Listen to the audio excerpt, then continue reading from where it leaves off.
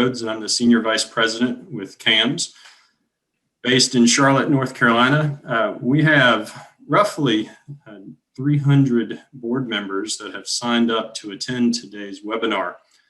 So a few individuals may be joining from as the numbers continue to grow. So, and we really greatly appreciate your attendance today. So welcome all new board members. It's a great thing to be on the board, and it's a great thing to take interest in learning what it means to be in your role. So today we have David Wilson and Steve Black leading a board boot camp. So what you need to know about being on the board. So lots of different things, and we deal with a little bit of everything. So there is far more to talk about over your career as a board member, but we are going to get into the basics of being a board member. So reminder, these videos are published on our website. So if you have other board members that you'd like to share this with, it will be posted and you can share those links and direct them to the webinar. In addition, we will be answering questions throughout the presentation. So there are going to be a couple of stops in the presentation where you can submit those questions, and then we will help facilitate those for the attorneys to offer the feedback. And then depending on the number of questions, we will leave it open at the end of the meeting to ask questions as well. So we hope the webinar will go about 50 minutes to an hour. And then we will be prepared to answer additional questions after that if we need to. So David and Steve, I will turn it over to you. And I'm going to hide my screen, but when we're ready for questions, I will jump back in and start asking. So David, if you'd like to share your screen. Alrighty. Switching over. I think we've got it. So welcome everybody today. I think Steve's actually going to start us off, but I'm David Wilson. Steve Black is the other person over there. I don't know if you can see us or not. Very excited to be here with you tonight. Steve's going to get us started with our introductions here in a second. Just to let you know, we're with the law firm Carolinas. We have an office in Charlotte and several other offices in North Carolina, and we cover North and South Carolina. So if you've got a board question or you work with the board that's in either North or South Carolina, hopefully we'll be able to help you out tonight. Good reminders for folks who are seasoned board members as well as brand new to the show. So we're very excited, and I'll let Steve dive in. All right. Thank you, David. Good afternoon, everyone. By way of further introduction, I'm Steve Black, and I enjoy these kind of presentations so much because I was or am on the board of directors of every house that my wife and I have owned since we bought our first house in 1998. And that's 6 or 7 houses. I've been on the board of directors every time, townhome, condo, single family, director transition. So I have a unique perspective. I've been sitting at the dining room table that you guys were sitting at, making all of these decisions. So I appreciate y'all taking the time. I know what that's like. It's a thankless position in many cases, but it is an important position. So thank you for taking the time, and thank you for taking the time to come with us today. I will make you a promise. If you stick with us for the next 50 minutes to an hour, I think you will have 70 to 75% more knowledge about being a director and being a good director than other directors in your area that didn't attend or don't have this kind of opportunity. So that's the kind and level of information that we're going to give you today. And again, we're going to take questions as we go through here. So I want to go ahead and get started. One of the interesting parts about being a board member, and again, I know because I'm there with you as a board member, is that you wear a lot of different hats. Community leader, motivational speaker, architectural expert, parliamentarian, budget finance expert. I mean, how are you supposed to be all of these things? And especially, number 11, sometimes you're also a punching bag. I've been there before. So if you feel like, if you're new especially, and you feel like you may be overwhelmed, that's okay. That's natural. There are so many different elements of the law that touch homeowners associations. that no board member is expected to know them all and perfect them all, but just use your common sense and use good business judgment, which we're going to talk about here in a minute. All right, one of the things that board members and memberships get confused about is the distinction between directors and officers, okay? There are usually a certain number of directors for a board of directors. There's usually 5. It can be 3, it can be 7. I read some documents today that had a board of directors of 15 for an association. So those are the people who are elected by the membership to serve on the board of directors of the association. Now, that's different than the officers of the association, okay? The officers can be, or are, the vice president, president, secretary, treasurer. So those are just specific duties or specific positions that you can hold. And the officers, and this really throws groups sometimes, the officers are usually appointed by the board of directors. So let's say you have 5 directors that are elected. They're the ones that choose who the president is, vice president, secretary, and treasurer amongst themselves. You know, memberships believe that they're voting for the president when they're voting at the membership meeting. Well, they're not. They're just voting for directors. Now, the other important thing is all directors have the same voting power, okay? The president doesn't have more influence or more power voting-wise than the treasurer, okay? It's 1 vote per director. So it doesn't matter what office you hold. It's just a matter of what your duties are if you sit in one of those offices. One of the biggest pieces, if you hear nothing else that I say today, is what's the standard of care for a director? Okay, now what does that mean? That means what are you supposed to be thinking about as a board of director? When you're sitting at Bob's dining room table at the board of director meeting, or I guess nowadays on Bob's Zoom account, making decisions, how are you supposed to do that? What do you have to keep in mind? Number 1 and paramount is you have to act in good faith. And what does that mean? To act in good faith means that you are acting in the best interest of the association and not in your own best interest or in the best interest of your best friend neighbor that lives down the street that really wants that shed or that fence or that above ground pool. Okay, so you're acting in good faith and in the best interest of the whole association. Say that a different way. You do not have a personal agenda, okay, or an agenda for somebody in particular. The third piece there is with the care that a reasonably prudent person would exercise under similar circumstances. That's just fancy language they teach us in law school, to be a reasonable person. When you're sitting there on that Zoom account, be reasonable, you know, be prudent, think things through, okay? Don't make snap judgment decisions, ask questions, okay? That is the standards that the law requires when you're making decisions of the association. Now, where do our boards trip up? Where do they make the most mistakes, in my opinion? In uniform actions and enforcement. You have to do uniform actions and enforcement. That means that you have to treat everybody the same, okay? If Sarah owes $1,000 to the association and so does Rick, but Sarah's a great person. She was on the board last year. Everybody loves her. But Rick is that neighborhood jerk that, you know, screams at everybody in the road when they go by, but they both owe $1,000 to the association. You have to treat them the same, okay? And it seems so kind of common sense. Well, of course we would want to treat them the same, but you would be surprised at the nuances that boards pick out to try to treat people differently. Similarly, you know, if Rick has the same fence as the other person, you have to pursue them in enforcement at the same rate, pretty much at the same time if everything happens at the same time. So just treat everybody the same. It's very hard for your lawyer to explain to a judge or a jury at the end of the day, if everything goes bad, why you treated people differently. And sometimes when you treat people differently, and it may be a violation of the Fair Housing Act, it may be discriminatory. So that's a whole nother seminar we can get into at some point. But the last one is my favorite, and that is the business judgment rule. Boards have to use the business judgment rule.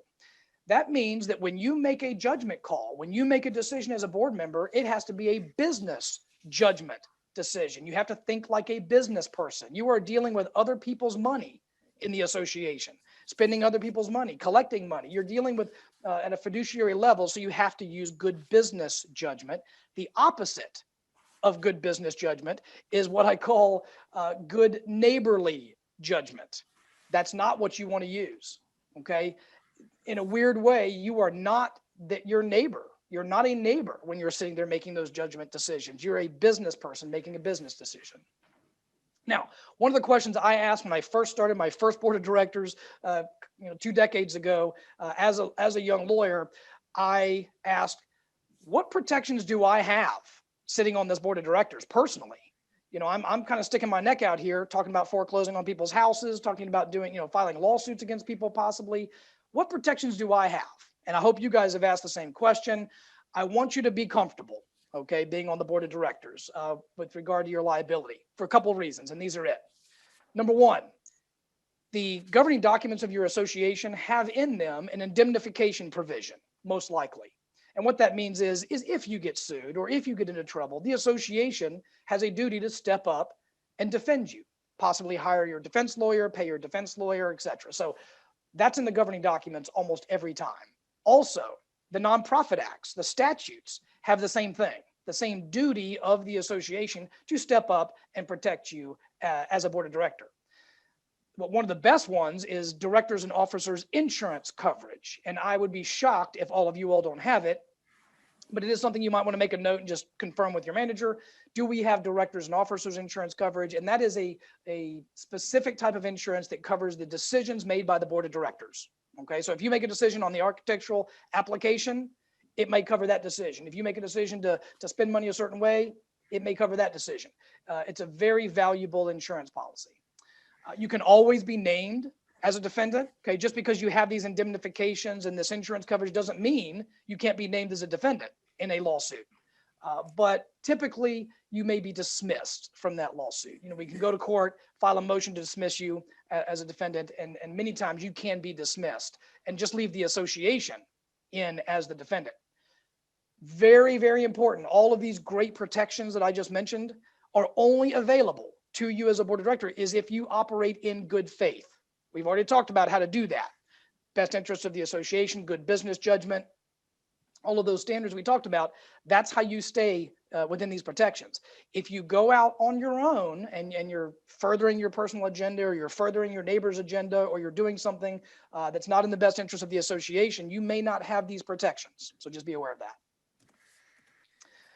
All right, so next we're going to take a quick look at what are the governing laws or the documents that we're concerned about when we're talking about, who creates the rules for what we do, whether that's on a higher level or lower level. So just from a very, very high level perspective, the very tip top of everything is going to be your federal laws. So if you've got things like Steve mentioned a second ago, the Fair Housing Act, things like that, or non-discrimination type laws, those are things that are federal, and they're going to take precedence over, as you see down below, state statutes or any local or municipal ordinances we might have. So number one, and kind of the top of everything is federal law, state law, municipal ordinances.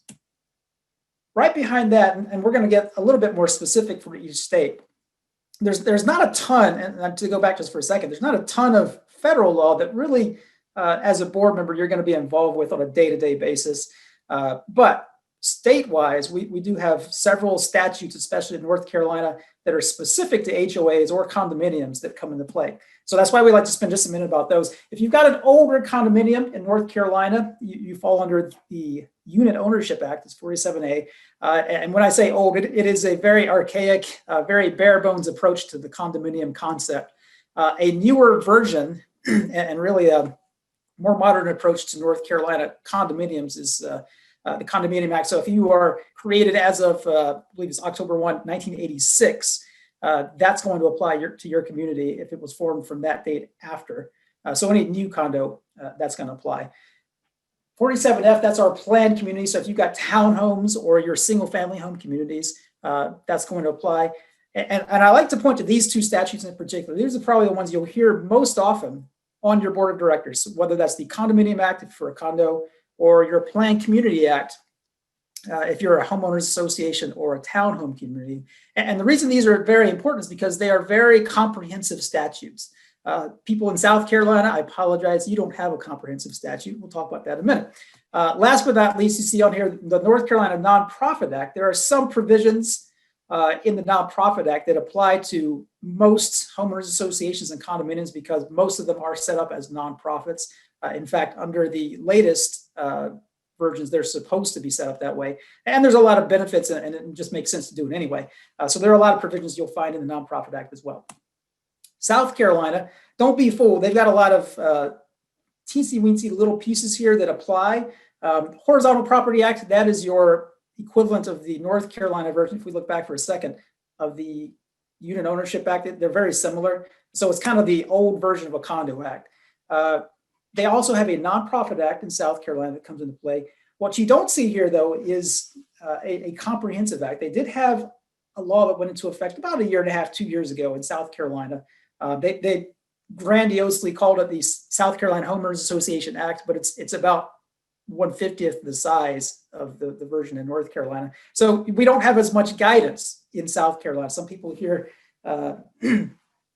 HOA world described as the Wild West in South Carolina. That's basically because we don't have the structure or guidance a lot of times that other states may have, just because we don't have a set statute yet.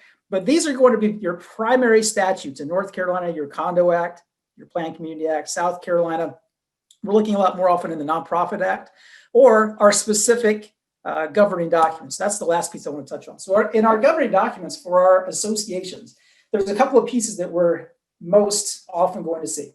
The one that you probably will spend the most time looking at and involved with is your declaration.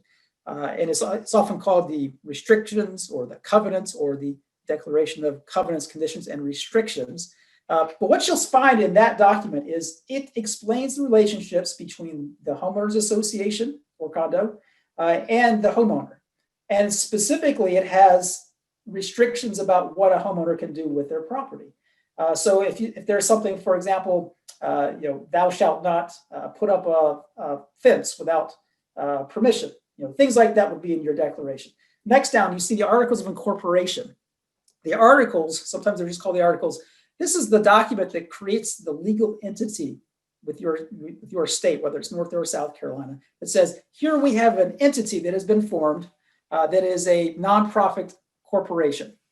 And so it'll spell out some of the ideas about how that entity runs. But for the most part, that's the document that's creating your legal entity.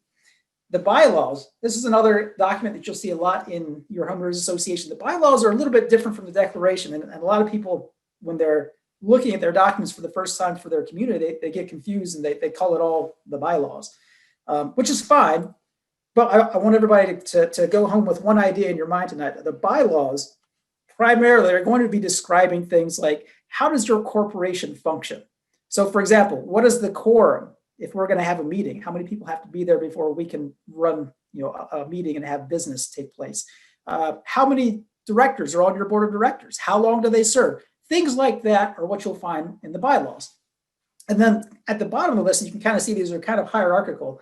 The bottom of the list, you'll see board policies. This would be things like if you have a collection policy, or if you have a fining policy, or a policy about, I don't know, maybe you've got architectural guidelines. All of those things kind of come below these other documents.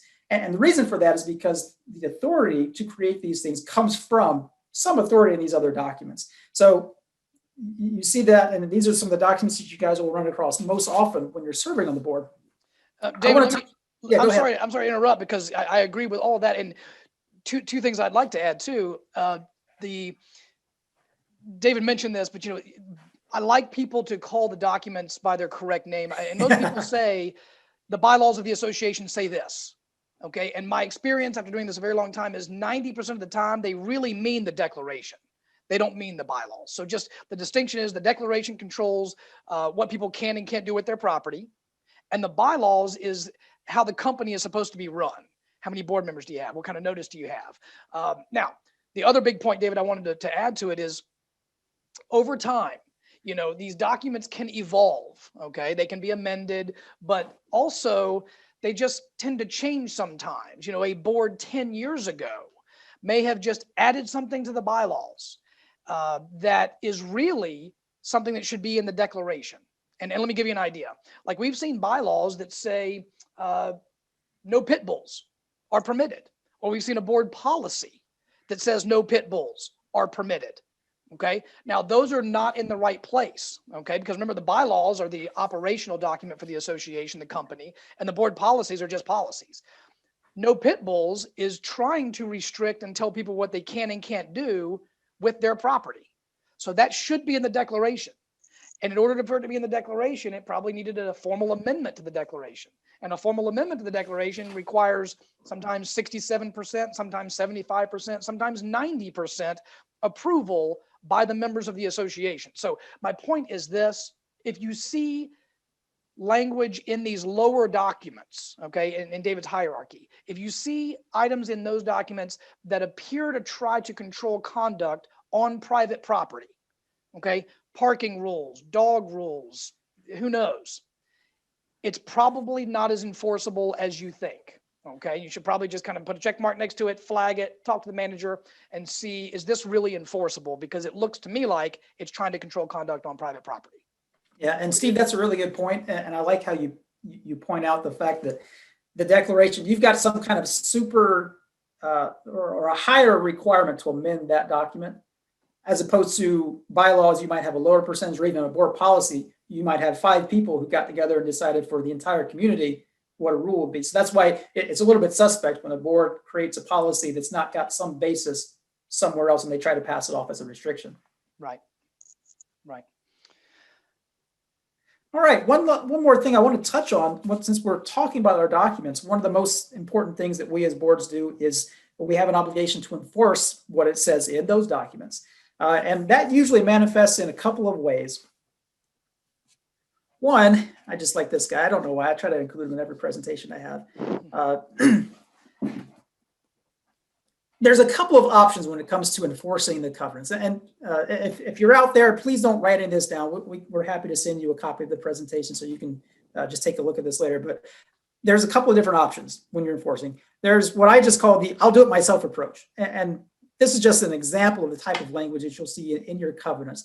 It basically gives the ARC or the board the right to go in and make changes to fix things back the way they might have been. You know, to go onto somebody's property and to tear down that shed they put up without authority, right? And we can charge you for it. We don't like this approach for a couple of reasons. The simplest reason is you don't know what that crazy person living over there that put up the shed might do to you if you go onto their property. And there's other questions too that come into play. I will say, David, I have never recommended that a board arrange for people to force their way onto property to make a correction. I've never advised that, and I probably never will. I may have done it once or twice when we're talking about a townhome community where, you know, maybe the association already has an obligation to take care of certain things. But yeah, in general, almost never. And I only throw it out there because it is a very common phrase that you'll see in covenants. And whoever has been drafting these covenants for the last 20, 30, 40 years never gets tired of putting it in there. So you'll see it, but just know that, you know, no attorney in our firm, and I'm not aware of any other attorney that I ever have worked with that says that's a great option.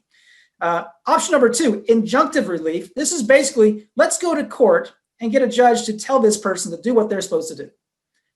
And that sounds great. And if you can get to the point where the court has ordered what you want them to order, it's very effective, unless you've got a homeowner who still says, I don't care what that judge says, I'm not doing it. Problem with this is it's going to take a lot more time and be a lot more expensive and a lot more drain on your resources, not just you know, financially, but otherwise, because you have to deal with a lawsuit and the ins and outs of that.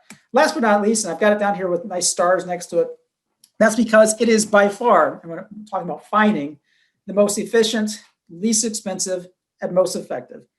In North Carolina, by statute, you have authority to fine. In South Carolina, you don't have a statute that says that you have authority to fine, but a lot of times your documents will have authority in there. So we do want our associations, we just have gotten infinitely better results by fining than pursuing any of these other options. So that's why we kind of focus on that as a lot of the time with our enforcement options. Every now and then we'll come across a situation where it really is necessary to proceed with injunctive relief. But for the most part, when we're talking about fining, or when we're talking about enforcement, then fining is going to be the route you want to go. So with that in mind, I want to touch on the Architectural Review Committee just briefly, and a lot of times you'll see that abbreviated ARC, or sometimes it's called the ACC, the Architectural Control Committee.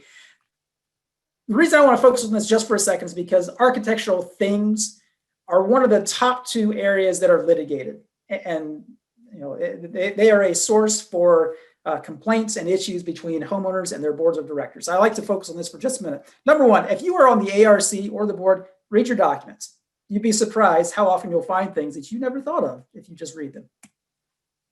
Number 2, one thing that pops up a lot, and you want to be familiar with any particular rules that may apply. And for example, when we're talking about architectural items, one that's very common is, well, if somebody has submitted an architectural application saying, oh, I want to put up a fence, right? A lot of times documents will be very specific and say, if you have not responded, board or architectural committee, within 30 days, it is deemed to be approved. And what does that mean? Well, that means that basically you lose your authority to say no if you haven't responded. One question we get a lot of times, we'll have a manager or a board member will call us and they'll say, Steve, I've got a problem.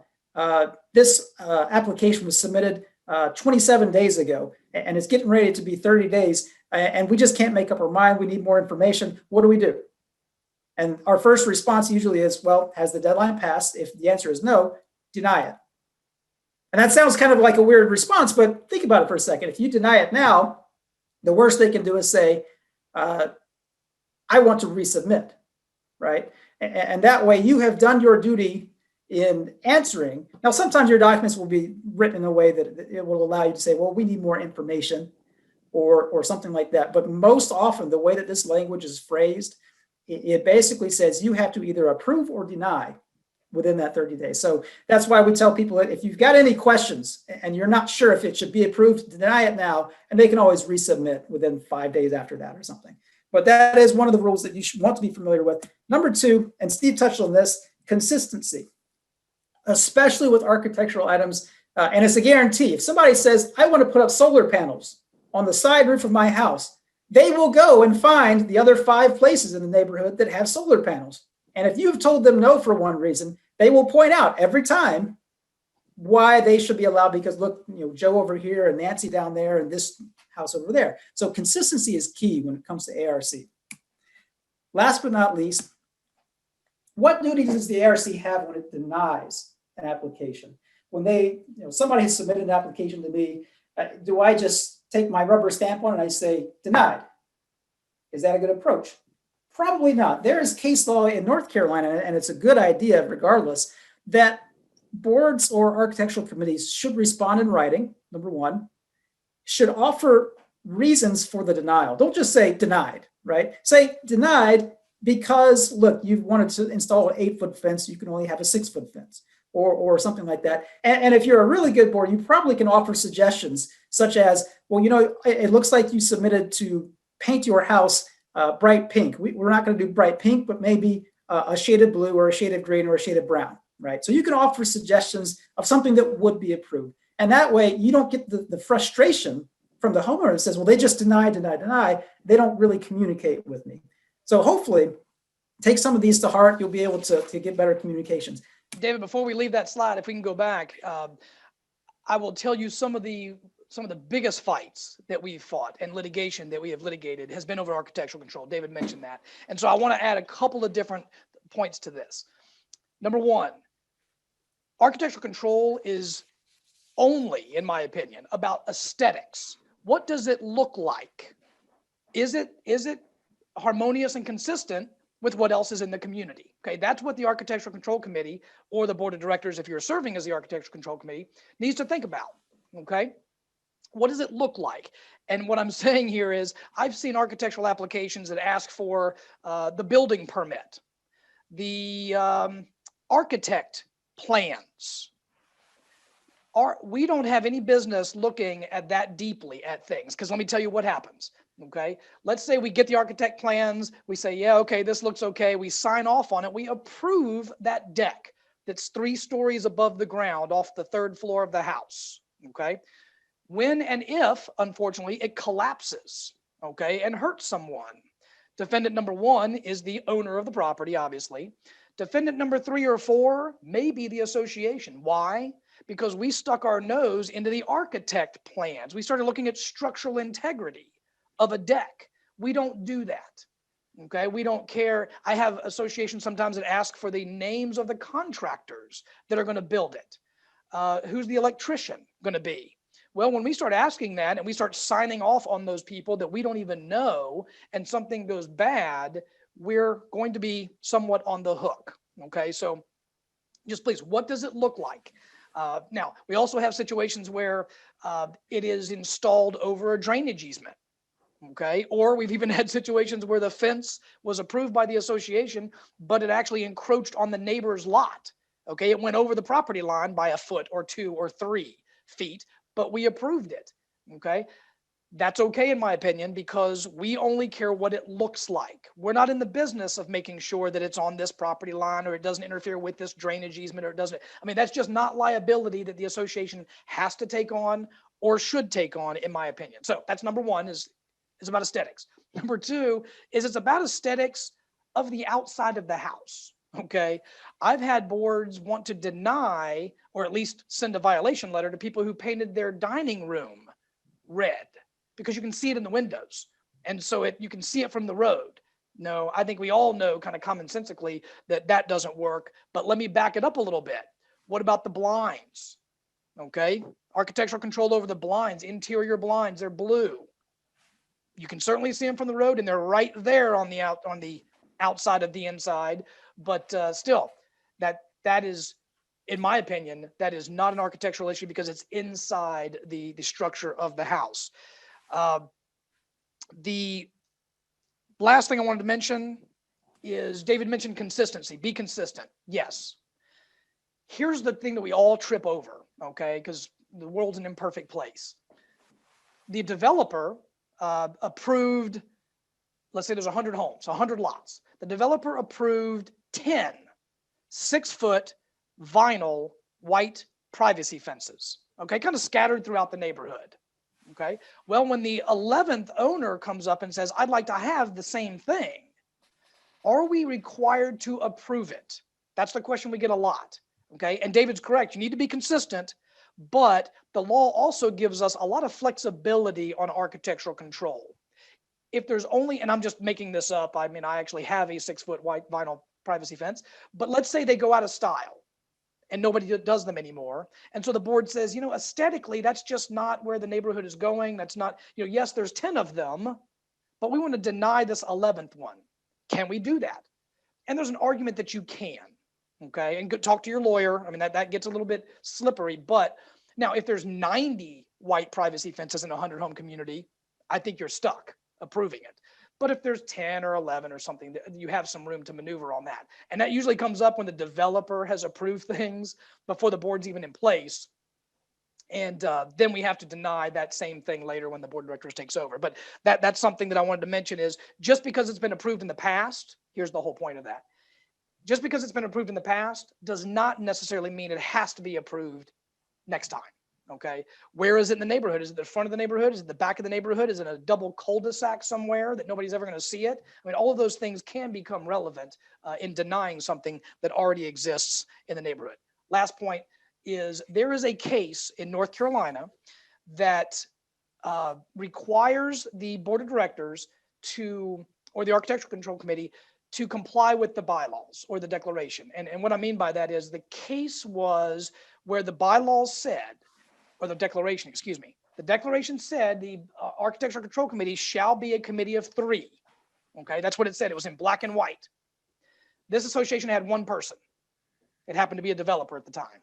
The court said the decisions made by that 1 person were not a decision of an architectural control committee of 3.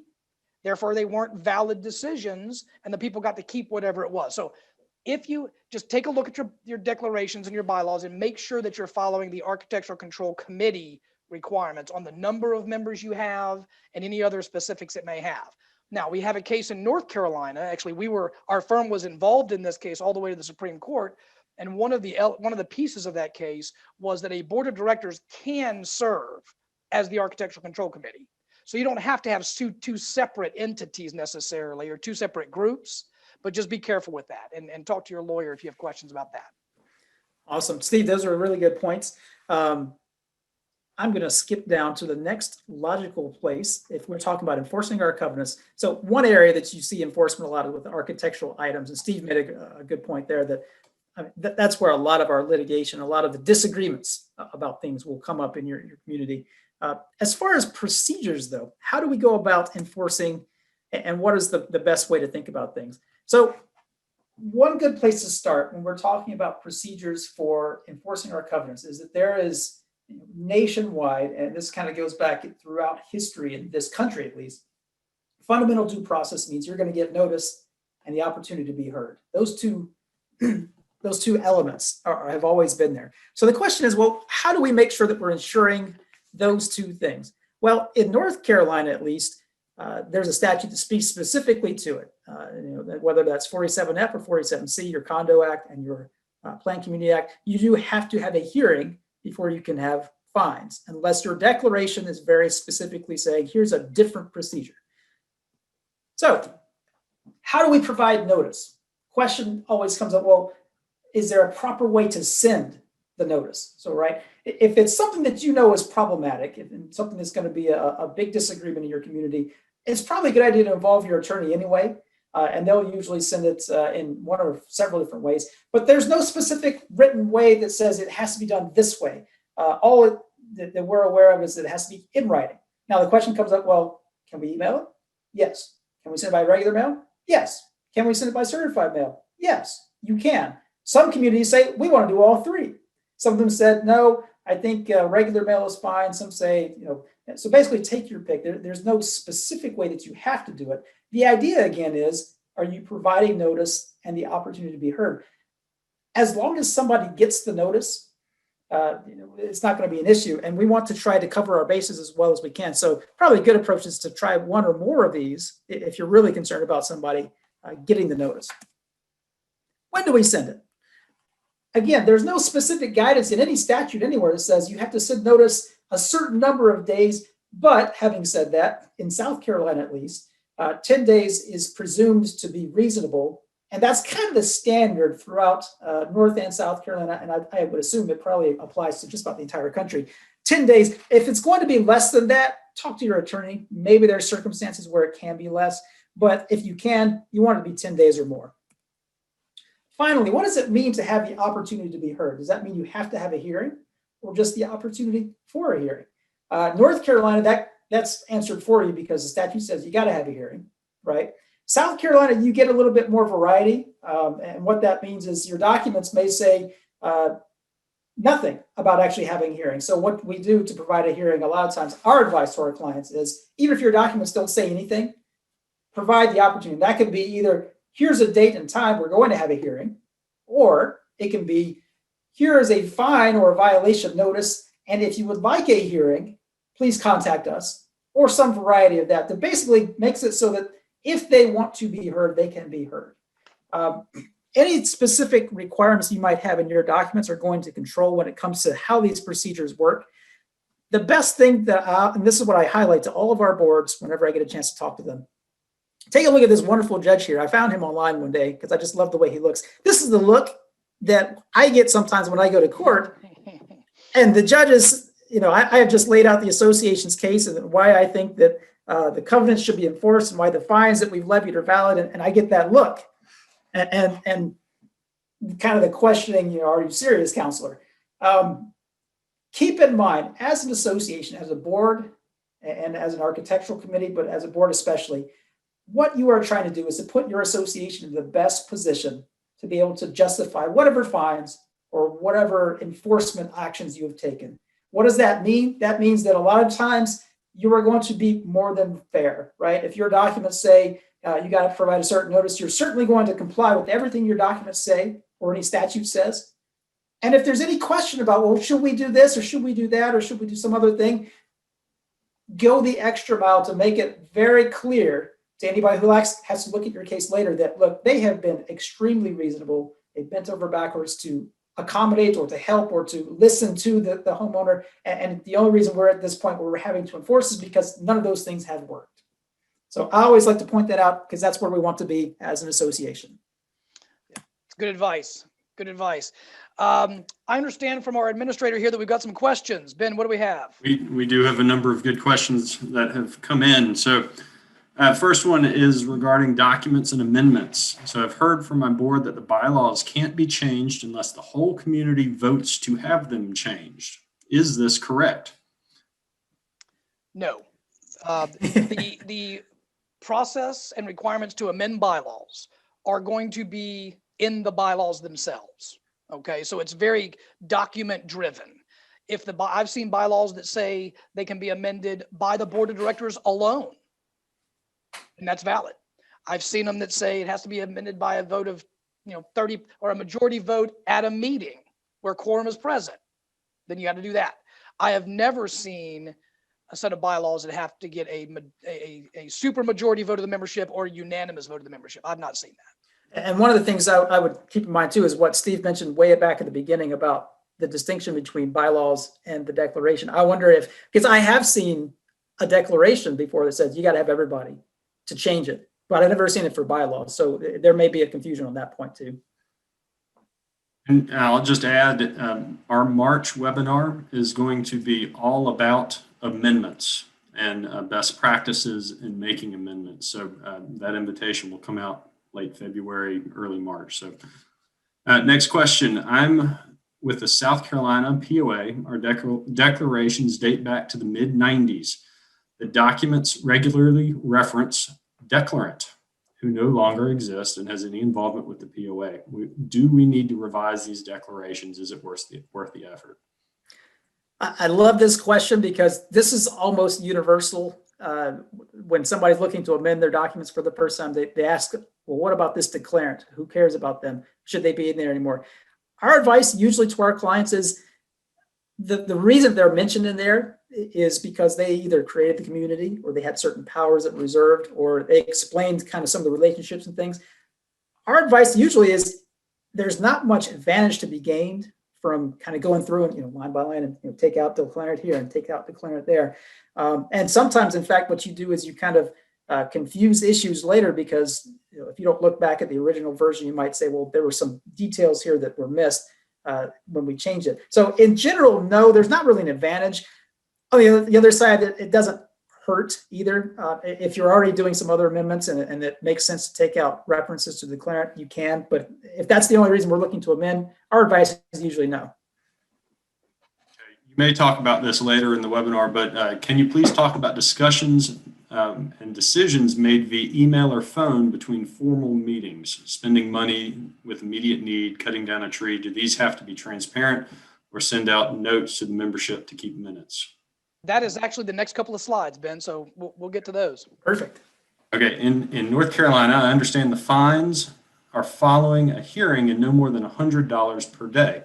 What if fines are outlined in the docs, for example, $250 per tree? Can the board charge only $250 per tree? Good question. And the reason that we're both pausing here is because the law is not clear on that. Because it's not really a fine, it's a charge. And whether or not, it's almost like an assessment, another set of dues that might be owed if you do something. I would have a lawyer, your HOA lawyer, look at that very carefully because you do not want to overcharge people. That creates a whole other set of problems. But to be safe, I'd stick with 100. I mean, 100 usually makes the point to people. Pounding them with a 250, how much further do you get? Plus, yeah, go ahead. Go ahead, David. The other thing to keep in mind is kind of related to that question is a lot of times we'll see documents that will say some higher amount, right? Maybe it says 150, maybe it'll say 250 like the trees, can be fined per day. Which do you go with? Do you go with your documents or do you go with something else? In North Carolina, the genesis or the source of that authority is by statute. So it's capped at the 100. So even if your documents say 150 per day for fines, we have to stop at 100.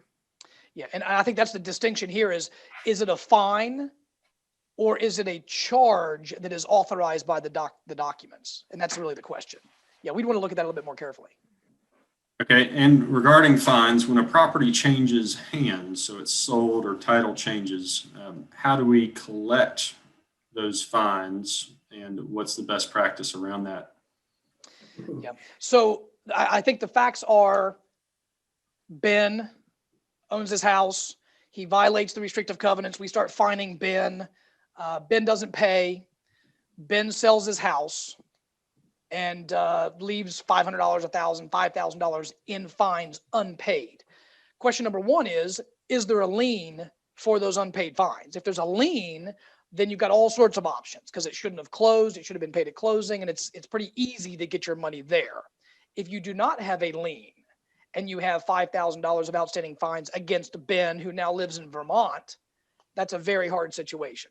Now, if he moved to Wilmington, then maybe you could pursue him for a personal judgment for the $5,000, but you'd probably have to sue him in Wilmington. And Steve, from a more global perspective, as an association, one of the things we try to help them to do is to not be in a position where somebody has gone a long period of time without paying, so that you don't have these situations to begin with. And that gets into, having a good collection policy, making sure that you are staying on top of your collections, so that, if somebody did move away and we weren't secured with a lien, that we would have limited exposure because we would have already been following up and trying to get payment out of them. So that kind of goes back to us just making sure that we're on top of our collections to begin with. In other words, file claims of lien. Okay, there are a few specific questions that I may hold off until later in the session, for the sake of time. There are a number of architectural questions. So with respect to ARC issues, what about structural integrity, load-bearing walls, or sound impacts? Wow, good question. I do not like getting into structural integrity, and for the reasons I explained earlier. Now, your documents may say you're supposed to. I mean, you've got to look there too, but I doubt it. But yeah, removing load-bearing walls, sometimes it does say you have to get approval for in a condominium when your unit holds up another unit. That I've seen that before. But again, I try to stay away from structural integrity things. Noise and soundproofing. That's a very interesting question. What does the proposed change look like? Remember, that's what I mentioned very early. That's what architectural control is about. What does it look like? Not how's it going to function? How's it going to prevent noise? How's it going to prevent smoke? How's it going to prevent vibration? And there was actually a recent North Carolina case. It might have been 6 or 8 months ago. That was one of the issues. Is some neighbor had been permitted by the Architectural Control Committee to install a pool, and apparently the way that it was configured, the pump or whatever it was that was making a bunch of noise was located, within maybe 10 feet of the neighbor's bedroom window. And so one of the questions in that case was, well, is the board somehow liable from an architectural standpoint because they approved it? The answer in that case was no. And they got into some other details there, but that, I think Steve's point is right on point, that when we're talking about architectural items, one of the things we always want to do is make sure we're limiting our review to how does it look? We don't care if it falls over tomorrow, as long as it looked okay, because maintenance is a whole separate question as far as than what it looks like. Okay, I'm going to ask 2 more questions in this section, and then we'll keep moving on, and I'll get back to the other questions. But for violation hearings, is a quorum of directors required? Yes. Or you have to appoint an adjudicatory panel. Yeah. Of which board members can't be on it. Yeah, in North Carolina, you had that option. Most of the time, what we see is it's the board who's hearing the violation hearing. One of the reasons for that is you just don't have other people who volunteer. The other reason is if you have an adjudicatory panel, that person, once the decision is made, also has a right from there to basically appeal it to the board. So you have a bunch of extra steps that get in the way. But the short answer is yes, you want a quorum. Last question, we'll get back to it, but what happens when the bylaws and the declarations have many inconsistencies and don't align? That was David's slide. Yeah, his hierarchy slide. If the declarations conflict with the bylaws, the declarations prevail. Yeah. In North Carolina, by statute, that's the answer. In South Carolina, your documents, a lot of times, there will be provision in the declaration that will say if there's a conflict, this one over here controls.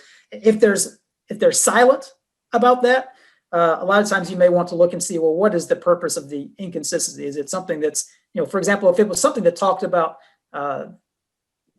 something that normally is something you find in the bylaws, but it's also mentioned in the declaration, there may be an argument there that maybe the bylaws should control. But for the most part, Steve's right. It's going to be declaration first, bylaws, and then anything after.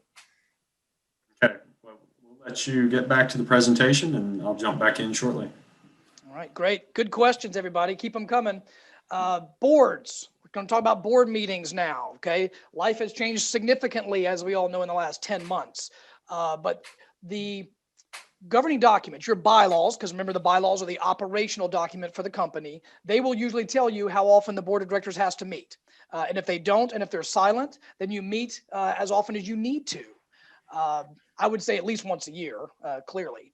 And it usually has to do with the complexity of your association. If you are a 300 home townhome community, you're probably going to meet once a month because you've got a lot of issues to discuss.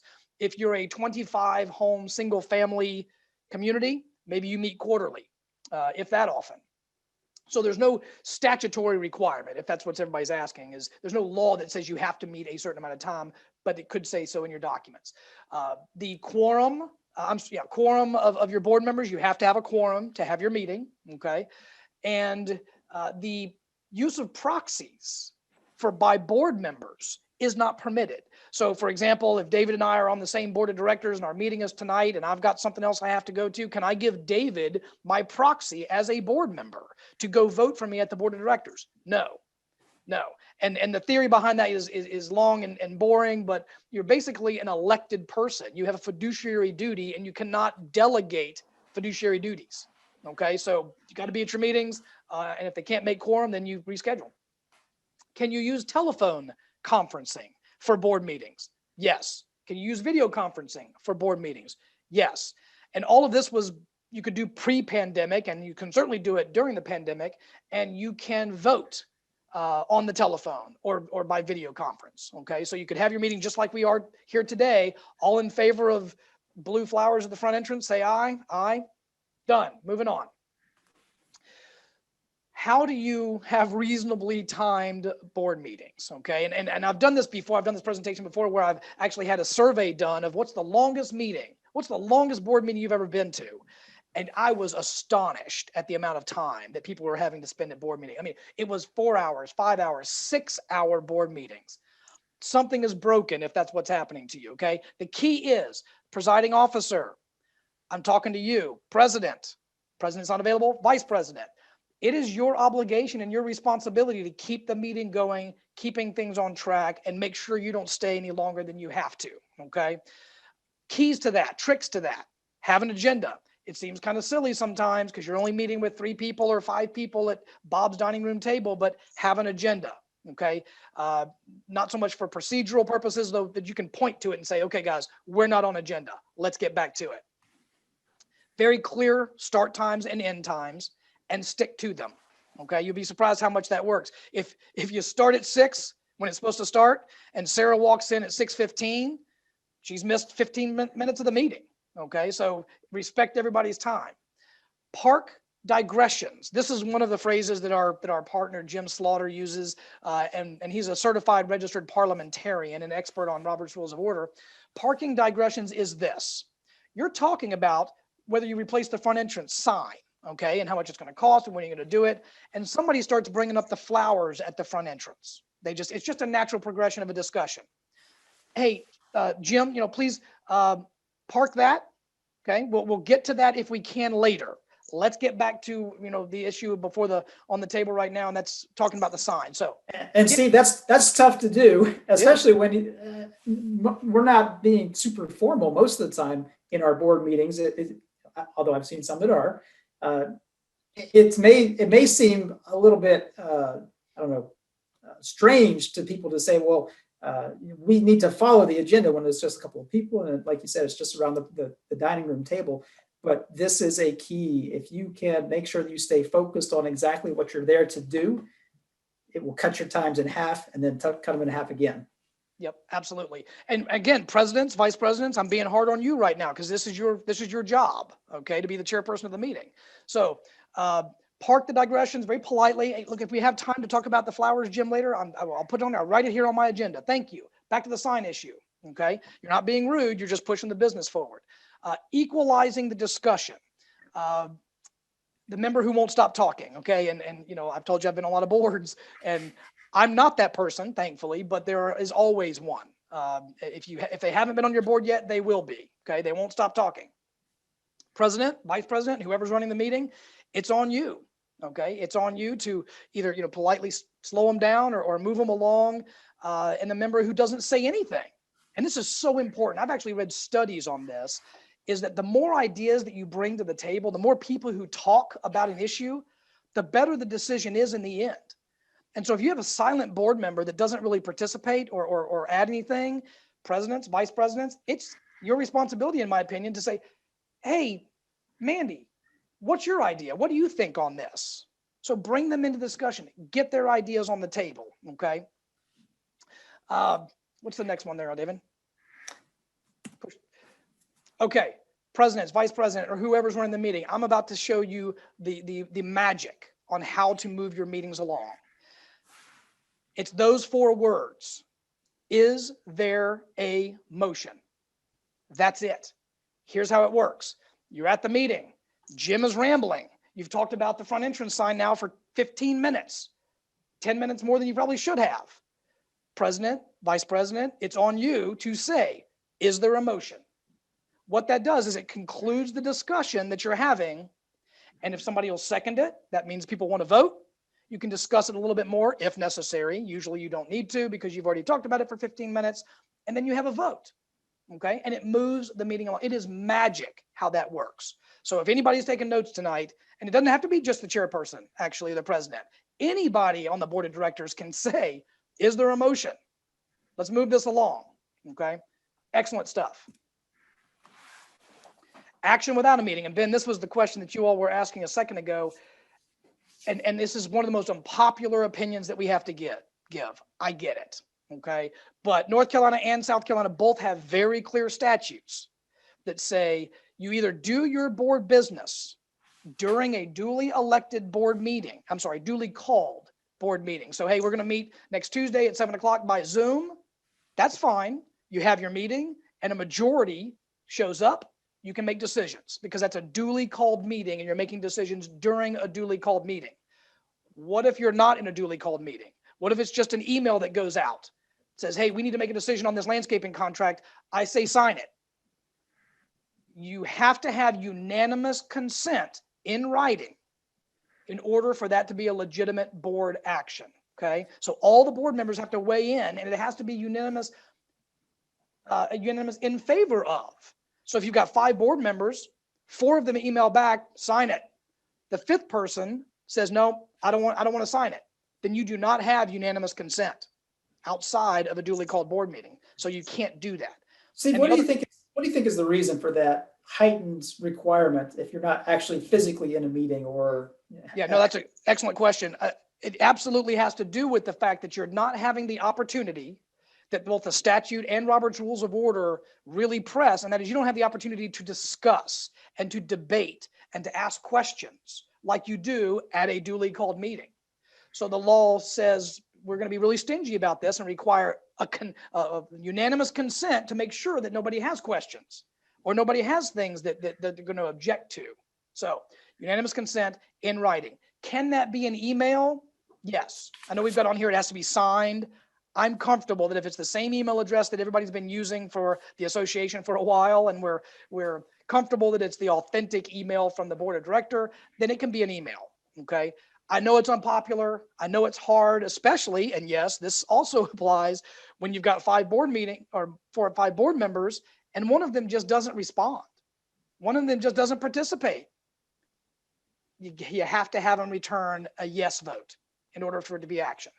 And Steve, one thing I'll mention too, you mentioned a few minutes ago when you're talking about how can we have our meetings, it can be a telephone call, it can be a Zoom meeting, any of those things work. So if you really can't get a hold of that 5th person to get an email from them, call a meeting real quick, get them on the phone, and that's fine. If you can get 4 people on the phone, as long as everything's noticed, that's a way that you can do it, even if you couldn't get that 5th person to be available to email you back. All right.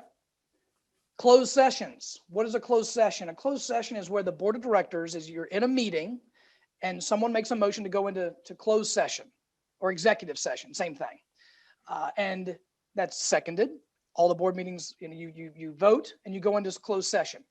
Closed session is where the board of directors can ask any homeowners who are present, either by Zoom or in person, to step aside, okay, step outside so that they can't hear what the conversation is going to be. And those should be very limited, okay? Executive session should be used very conservatively only for issues that, if they were discussed publicly, would violate privacy laws, they would harm the association, or they would cause embarrassment to a party. Okay, and those are examples here. Legal counsel, obviously executive session, discussing litigation, confidential information, talking about collections, talking about employee or maybe management issues. That should all be done in executive session. I believe, and it's been my experience, that you have to use executive session very conservatively, okay? Not very often if you can help it. Because when you start going into executive session, your membership thinks you're meeting in private. Okay, you're having secret meetings and you're discussing secret things and it's not transparent and you're up to no good.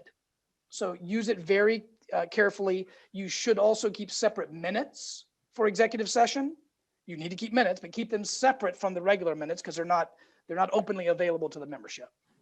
And Steve, to kind of piggyback on what you said there for a second, whenever you've got an association who has to go into executive session, North Carolina by statute, your boards are required to open periodically. The statute isn't clear on what that means, but periodically you're supposed to open portions of your meetings for members to be present, ask questions, do whatever they need to do.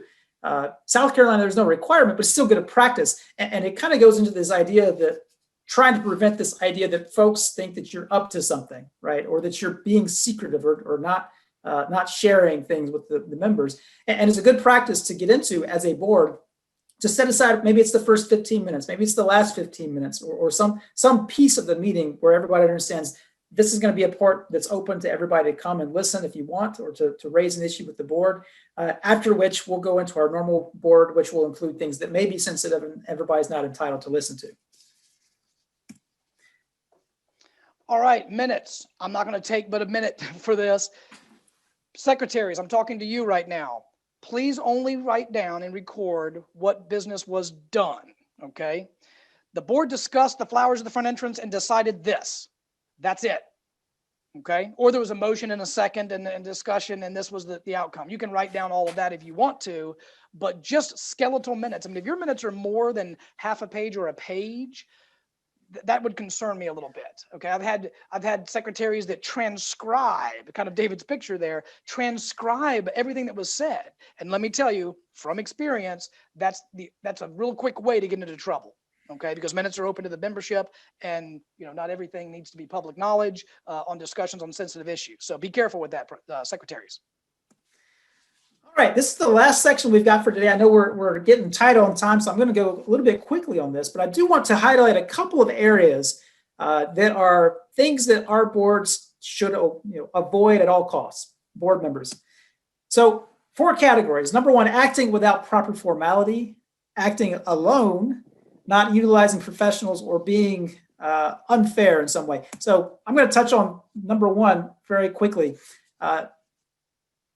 Homeowners associations, condos have the right to act, and they have certain privileges granted to them because they are corporations. That's granted by the state, but only if you are doing certain things. And it's really not hard. It's just that we need to make sure we're doing things. So number 1, meet regularly. I can't tell you how many associations I've worked with that, for the first time, they'll come to us and say, well, we haven't had a meeting in about 6 years, but we want to get, maybe we need a special assessment. We need to figure this out. Well, that's a problem if you haven't met for the last 6 years. So that's one thing. Another issue, keeping good records. Steve just talked about minutes. It doesn't have to be a transcript, but you do want to make sure that you keep records. Keep all of your financial records, everything else that you've got. It's not that hard to observe those proper formalities, the basics. If you've got actions that you're taking outside of a meeting, make sure you're keeping track of those. Give you one example. This is a case out of North Carolina. There was basically a dispute between the homeowners and the prior developer about whether part of the the common area was actually deeded or part of, the association's property. And then, the homeowner sued the developer, and they're in the middle of court, and developer's attorney says, motion to dismiss because they didn't follow the procedures in their documents required to get a vote to bring a case against the developer. Court said, you're right, case dismissed. I like to use that as an example that if we are going to follow our formalities, make sure we're looking in our documents for things like that. You don't want to have thousands of dollars invested in the case and find out later that I didn't do something I should have done, and therefore my case is undermined. Next, if this has not happened to you yet, it will. You get asked very often as board members to do things on your own. A member will come up to you and ask you and say, how does that architectural approval going? Or can you talk to me about the person down the street who put up that ugly green fence in their backyard? Or what is the board saying these days about a situation that's going on in the community? You will get asked. If you haven't been asked yet, you will be asked. And I tell this to every board member: you individually are not the board. Only the board together can make decisions. Only the board together can carry out the duties and obligations of the association. And one person speaking out of turn is really going to mess things up. I'll give you at least one example.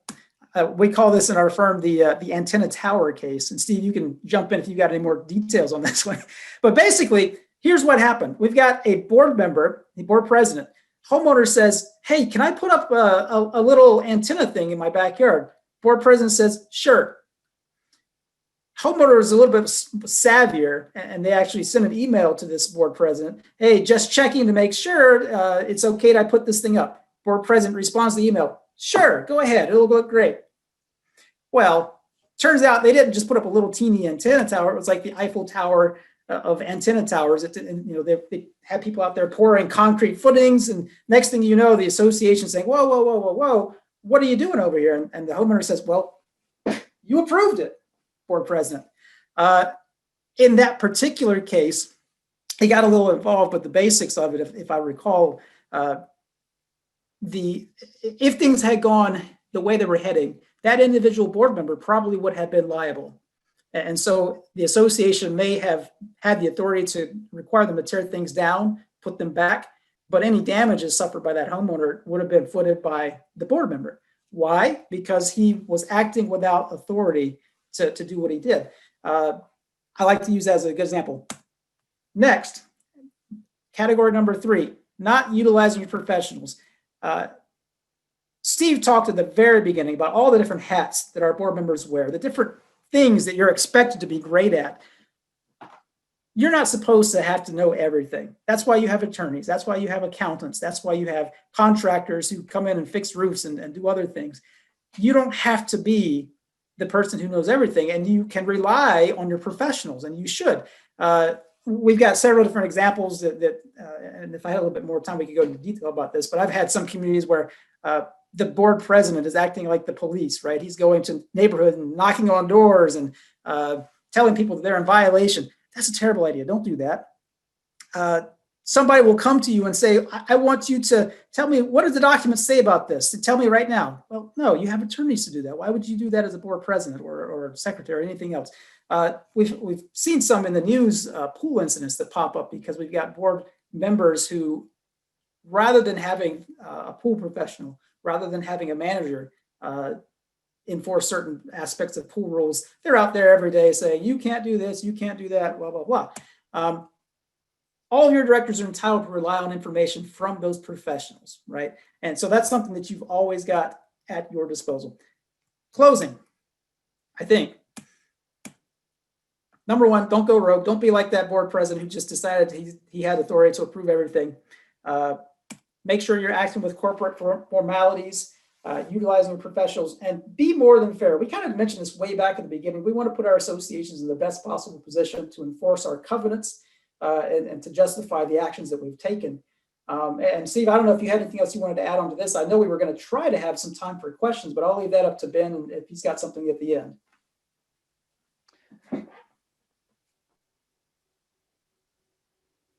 Steve, if you were going to add anything, but Oh, I'll well, I start didn't know adding. if we had questions, if we want to use our time answering specific questions. Well, I definitely have a lot of questions that I'm going to ask. And just for those of you that have to leave us that can't stay through the end, just a reminder, we will post this if you want to catch the end of the webinar, camsmgt.com.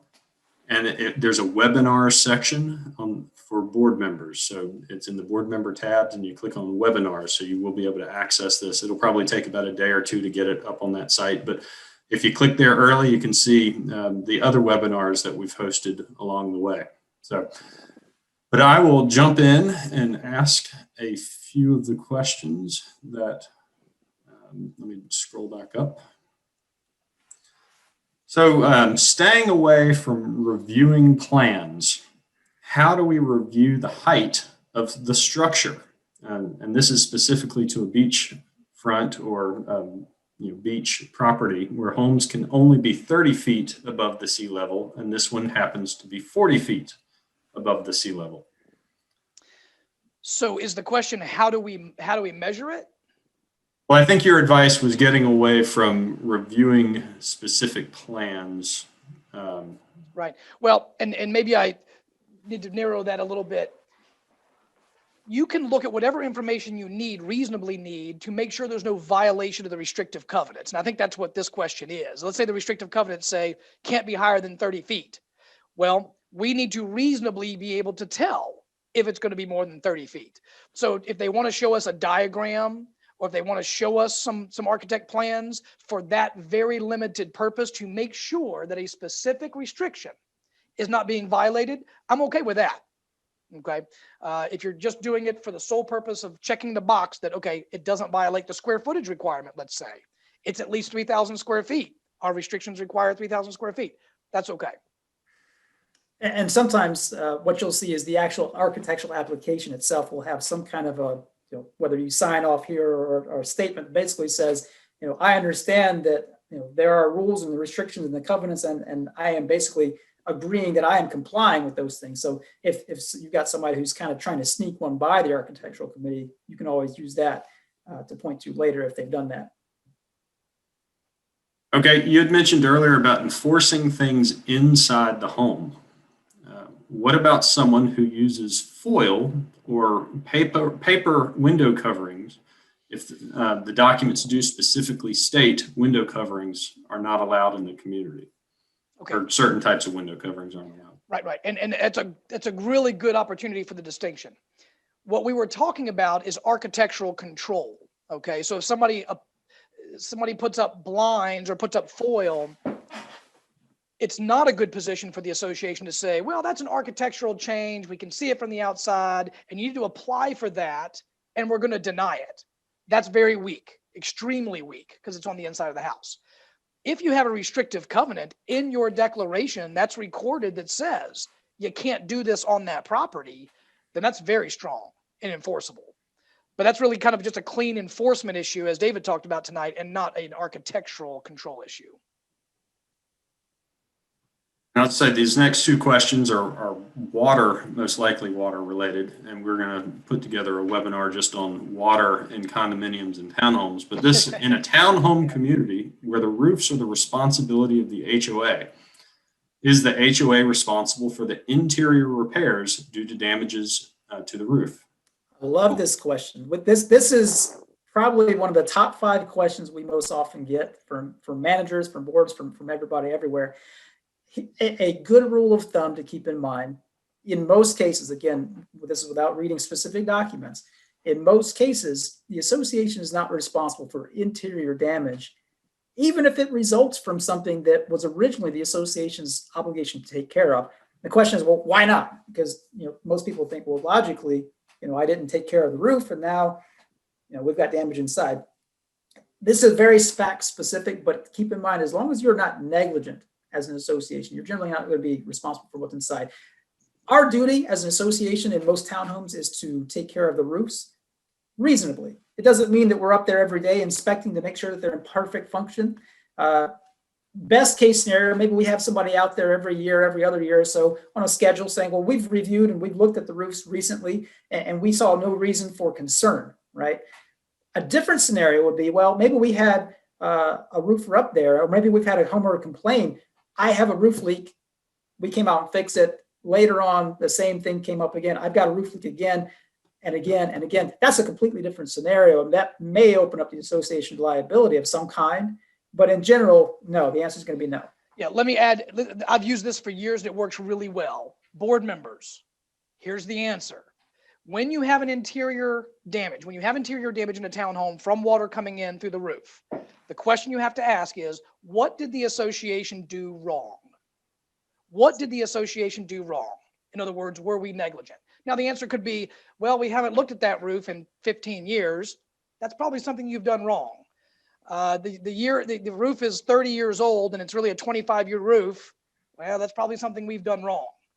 The owner told us there was missing shingles up there and we didn't go look at it or fix it. That's probably something you've done wrong. So, but if the answer is we haven't done anything wrong, the roof is 4 years old, we've got no complaints, you can't see any damage from the grounds, we haven't done anything wrong, then maybe the answer is you don't have to pay for the interior damage. And I'll just add, this can be very document specific. So there are action or things within documents that would say that you may have to handle it. Yeah. Everything we've said tonight is subject to your declarations. I appreciate that, Ben. Yes. You probably didn't stress that. So architectural and water, or potential water. Speaking about the ARC, we are a 10-story condominium association. You recommended not going inside the units, but knowing more about a remodel and how it will look is different in a condo than a single family home if an inept plumber affects more than just the owner and the whole condo. Any advice? Well, there's a couple of pieces to that. It sounded like, number one, it's not such a bad idea when you're in the architectural process to have site visits, right? So that you can, as an architectural committee, get an idea of what it is they're trying to do. That's not a bad idea, and opening those avenues of communication. The second part of your question, I'm not sure, I feel like I'm rambling a little bit. Have I missed it, Steve? Was there another piece?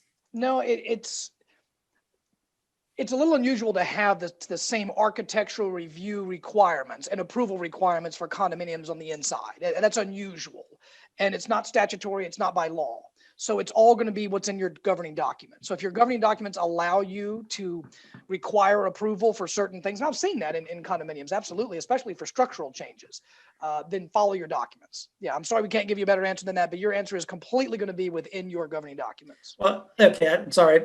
I actually remember what I was going to say. The other piece that may help in that situation is what you're really concerned about is not so much the architectural aspect of what you're doing, but if there's damage, if there's something that happens that affects other people.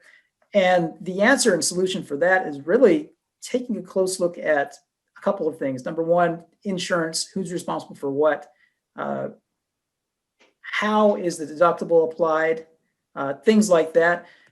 That will get you farther than being concerned about the architectural process if somebody's making changes. Yeah, I'd have your lawyer look at it because it's an excellent point. You don't want cousin Bob coming over and doing the plumbing work on, if he's not a plumber, in the rehab. And so you need to look at the documents. So next question may be the same answer, but in a concrete building in North Carolina, we insist on seeing specific flooring underlayment plan in order to ensure that owners' proposed products will meet the code requirement for a rating of 50 decimals. This would appear to be at odds with your comments about sticking to aesthetics. Yeah, and it is at odds. And again, look at your documents because your documents may give you more power to approve or deny the structural parts of the improvement. But generally speaking, it is overstepping as an architectural committee for that.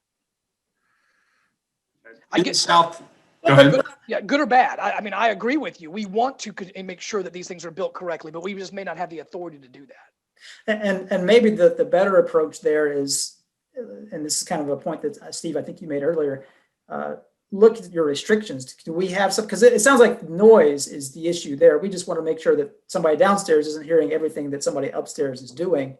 And maybe the architectural process is not kind of where we want to control that. Maybe we need a restriction that we can enforce along those lines. So in South Carolina, does changing the rules and regulations require owner's approval, or can the board make that decision? Depends on what your documents say. Specifically, in most cases, your rules and regulations are drafted by and approved by the board. Sometimes I've seen some communities that will say you might have to have a vote, or you might have to at least present them to the members and let them vote against or for. But generally speaking, when we're talking about rules and regulations, the board has authority to draft those. Steve, I can't remember if you made this point earlier, but there is a big difference between rules and regulations and restrictions. Generally speaking, your rules and regulations are for common area, or the other category of things you can have rules and regulations about is if you have some source of authority in your declaration for whatever the area is. And just as an example, maybe parking. Maybe your restrictions or your covenants say there is going to be no street parking. You could create rules and regulations as a board to say how that's going to work, as long as you're not overstepping what the declaration already said, which happens a lot. A lot of times boards will say, well, I think we need to do something and kind of go off in left field without having real authority in the declaration. But rules and regulations, generally, board can draft and amend those. South Carolina, one thing I will point out, though, you do need to record rules and regulations under the recent HOA law there in South Carolina. And let me underline one thing, because this could be a whole nother seminar, and Ben, I might encourage you all to do one. David drove it home there. The declaration is what the vehicle that you have to use to control people's conduct on their private property or in their condominium unit. It's got to be in the declaration. Rules and regulations are almost always only about common area, where you can walk your dog, where you can park, where you can. So what we see every day, and it gets our boards in trouble, is somewhere along the line over the last 10 or 15 years, in the rules and regulations, the board has put things that really need to be in the declaration. I can tell you, out of 100 sets of rules and regulations, if you were to hand them to me, 90% of them would overstep and actually be restrictions trying to control people's conduct on their property. So what can be done if a declaration needs to be amended, but we can't get the required number of homeowners to show up for the vote? You may be in luck during the pandemic because we now have an executive order, well, in North Carolina anyway, that allows for you to do a lot more things by written consent.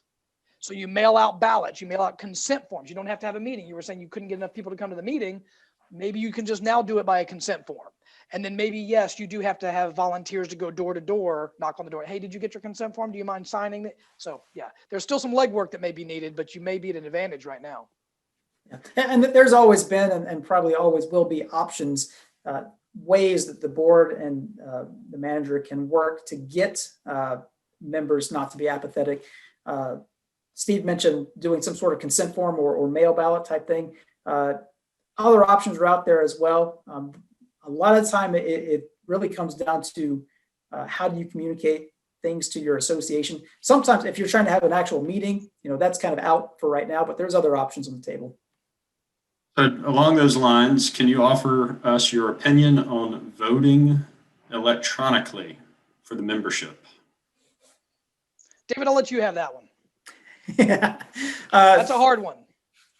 Couple of things. Number one, when we're talking about voting at a meeting right now, the latest governor's order has authorized us to hold annual meetings virtually, which is something we couldn't do before necessarily, unless your documents provided for it. But what the executive order does not do is allow voting to take place via whatever that online platform is. So electronic voting in its truest form, what we're talking about is email sent to each owner. I open up the email or the website that I go to, I cast my vote, and that's electronic voting. That can be done. North Carolina has some specific requirements if you're going to do it that way that kind of make it a little bit more cumbersome. And we just need to make sure that we are authenticating in a couple of different ways that the person who was cast the vote is actually the person who should be voting, not his brother or his sister or his spouse or whoever it might be.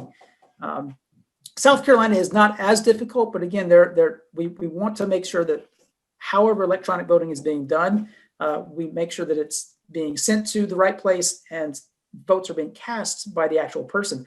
Now, you can always, as a board or as an association, if you want to do votes where I email out or I mail out, however I want to get the ballot to the owner, they can always print it out, sign it, scan it, email it back to the manager. That's always on the table. But I'm not sure if this question is really talking about one of those or the other, but those are all options. Okay, North Carolina HOA, former board created a supplemental rules or created a document and did not register them. In this case, it was around cutting down trees. Are those supplemental HOA rules enforceable?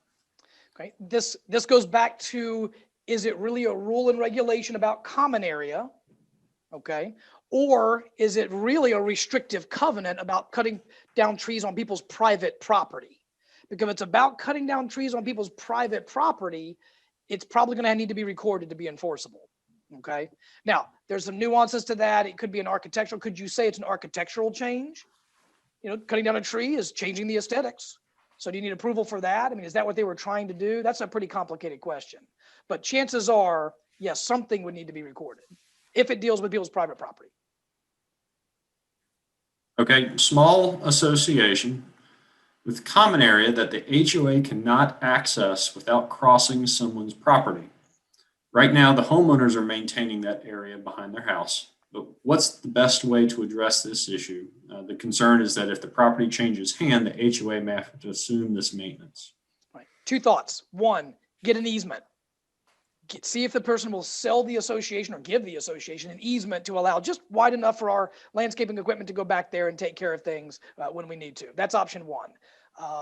Option two is possibly, if you don't want that common area, if it doesn't serve us any purpose, it may be possible to make a deal with the homeowner to deed it to the homeowner or sell it to the homeowner, let them take it. And if you take that option, there may be some requirements to get some kind of a membership vote because you're conveying out property that belongs to the association. Thank you, David. Yes, especially in North Carolina. So be careful with those, but yeah, those are two options. Okay, do the ARB guidelines fall under the declarations or the bylaws? We are updating our guidelines and some of the changes are restricting what an owner can do on their property. Under your description, this means declarant and requires approval with percentage of quorum and right. Let me take this one because that's the gray area. Okay. And here's where architectural control falls. Declaration. If you want to try to prevent somebody from doing something on their property, it has to be in the declaration, right? We've talked about that. Then you've got your rules and regulations that are only about common area. We've talked about that. Architectural control falls somewhere here in the middle because yes, architectural control can prevent people from doing things on their own property. And that's okay. You can create architectural guidelines to tell people we're never going to approve wrought iron fencing. We're never going to approve above ground pools. We're never going to, whatever it is. And so it's kind of in the middle here, but it is legitimate. You can tell people what you're not going to approve, which is kind of what architectural guidelines are, or we will always approve these fences. And to Steve's point, the architectural things like that is one of the last areas in HOA world that courts are not requiring very specific covenants to define. And the reason for that is, it would be almost impossible to specifically define and provide for every single nuance that somebody could ever submit for an architectural change. So the courts have not been as strict when it comes to creating rules or regulations that are architectural in nature. But Steve's exactly right that it is a bit of a gray area. And so, if you've got any questions, just take it to your attorney. There's a South Carolina community. We're discussing how to handle political signs and signs in general. Our covenants mention that all permanent or temporary signs are not permitted without permission of the ARC. Now there's an uproar about a few HOAs having the right to tell them if they can or cannot put signs in their yards. We're debating setting very detailed specifications regarding size, material, length, time posted. and some degree of content limitations. Is this something we should do or leave it having to be approved by the ARC? I'd leave it to be approved. There's just too many variables, too many messages, too many signs to possibly create guidelines, in my opinion. Size and shape and location of installation, maybe you can tackle that, but I wouldn't get into the messaging. And it sounded like you already had a restriction that prevented signs to begin with. So if you've got a declaration restriction, first place you would need to go, if you're changing things, you have to get a member approval to change that to something else as a starting point. Okay, it's just after 6, so you guys let me know if you're good on time, but we have probably about 10 more questions currently. So I'll tell you what, Ben, I appreciate that. I do have another Zoom with a client at 6, so I do need to step off of here. But before I go, thank you all very much. Again, we kept a lot of you for a very long time. I do believe in my promise that those of you who stuck it out to the end, you are now much, much more well-educated than the ones who didn't have this opportunity. Ben, thank you. And thank you to CAMS for having us. You'll have a great evening. David, if you'll finish it up for us. David, you'll stick around and answer a few questions. No, I'm not promising there'll be great answers, but I'll do my best. Excellent. I am the president of an HOA in North Carolina. We have members at large on our board and cannot find anything that delineates the responsibilities of a member at large on the HOA board.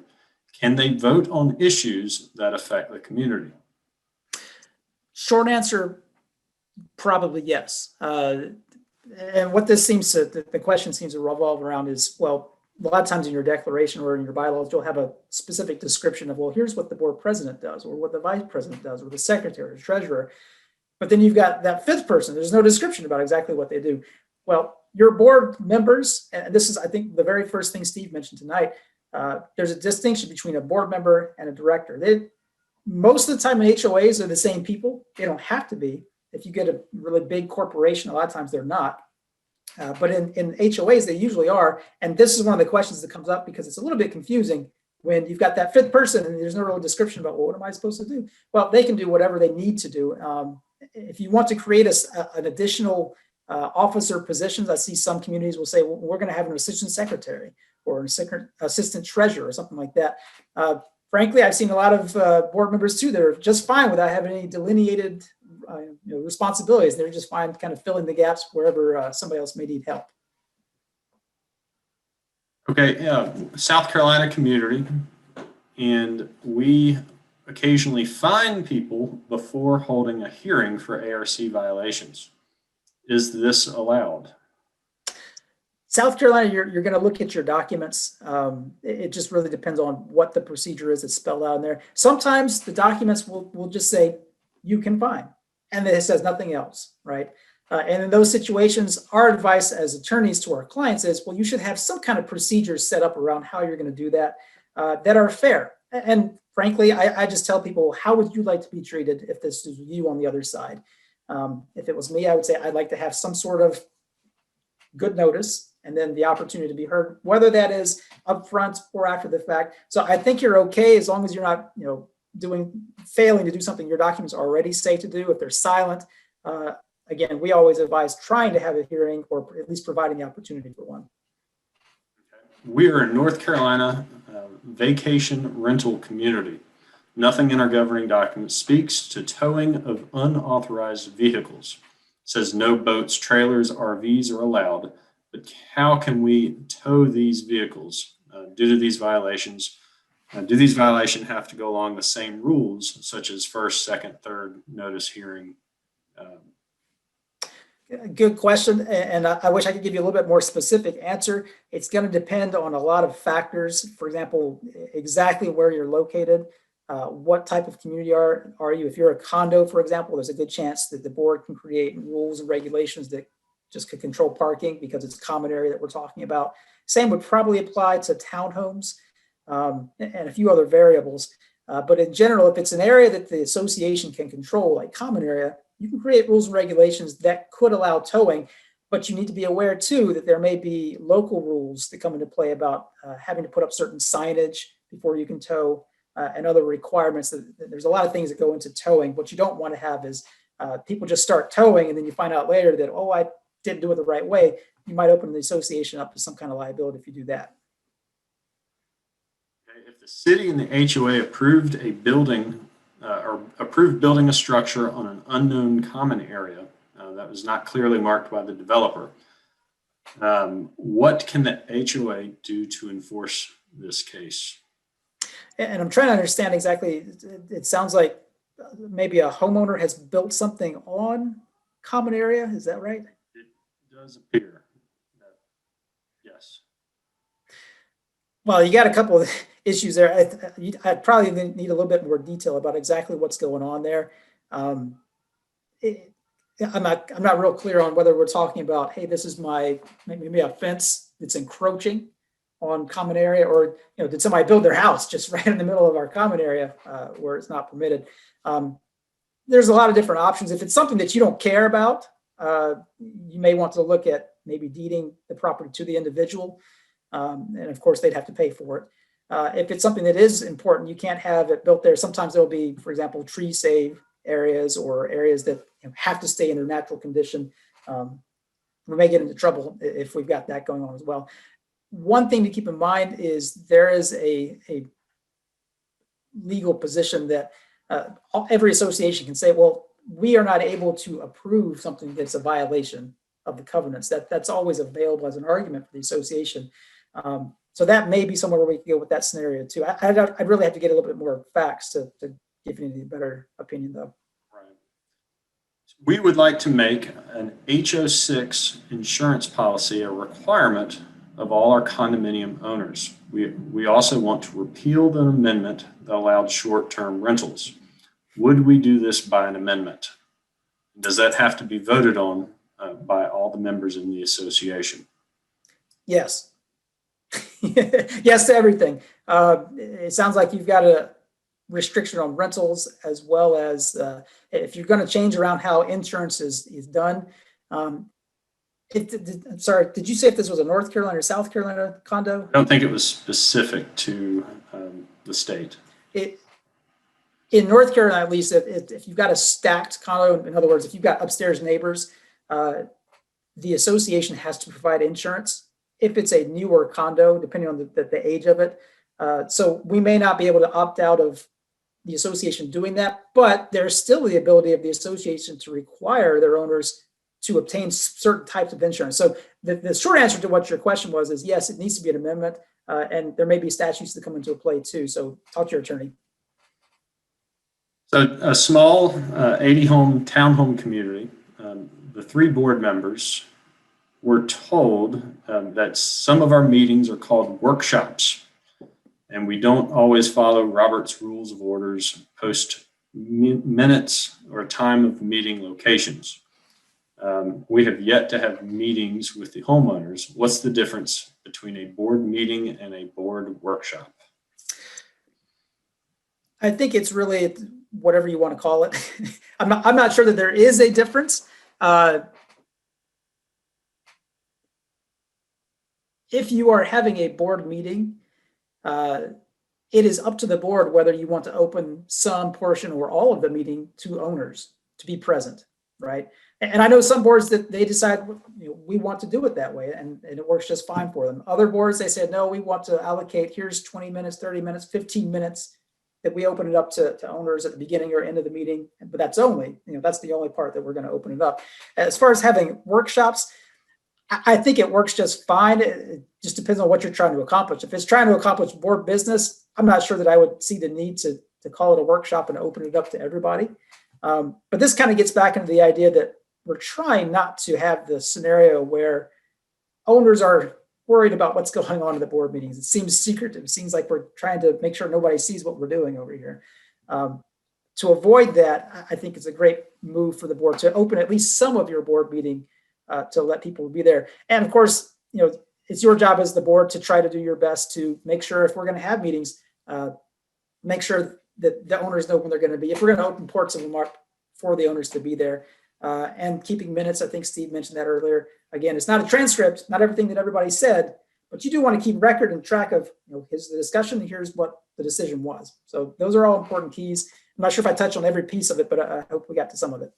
And I'll just mention, I do have a few communities that hold workshops to prepare for their open meetings. They don't make any decisions at their workshops, but they do are able to ask questions and have a little bit of discussion so they can be prepared for their open board meeting. And another piece, you mentioned Robert's rules in there.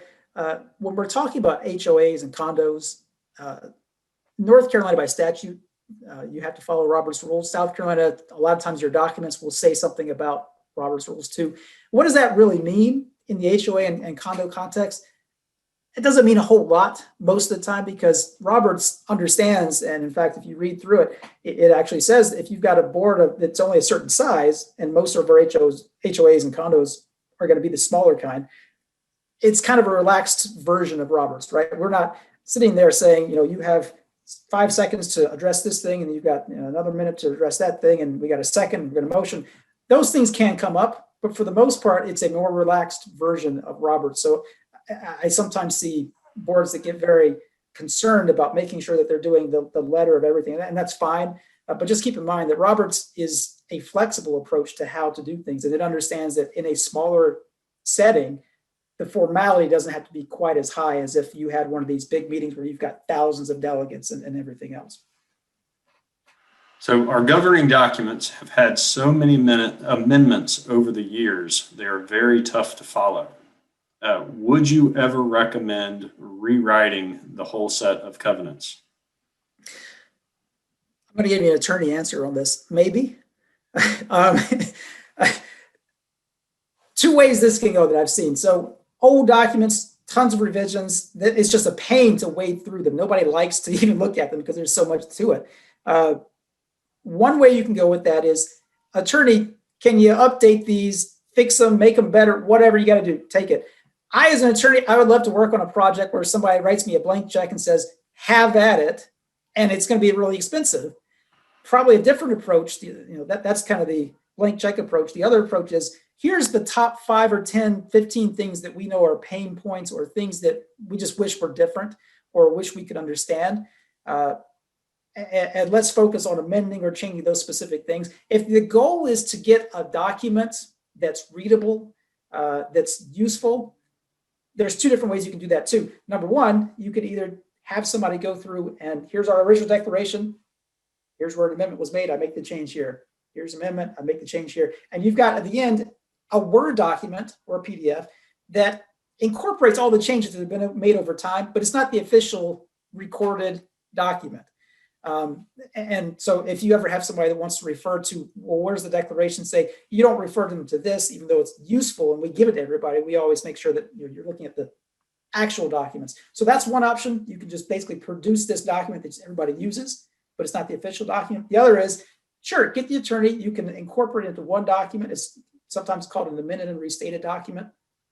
Although in this one, I don't know that you would need to even call it that, because really what you're doing is you're just getting an attorney to go through and make sure all the changes are official and it's done. And then we go and record it.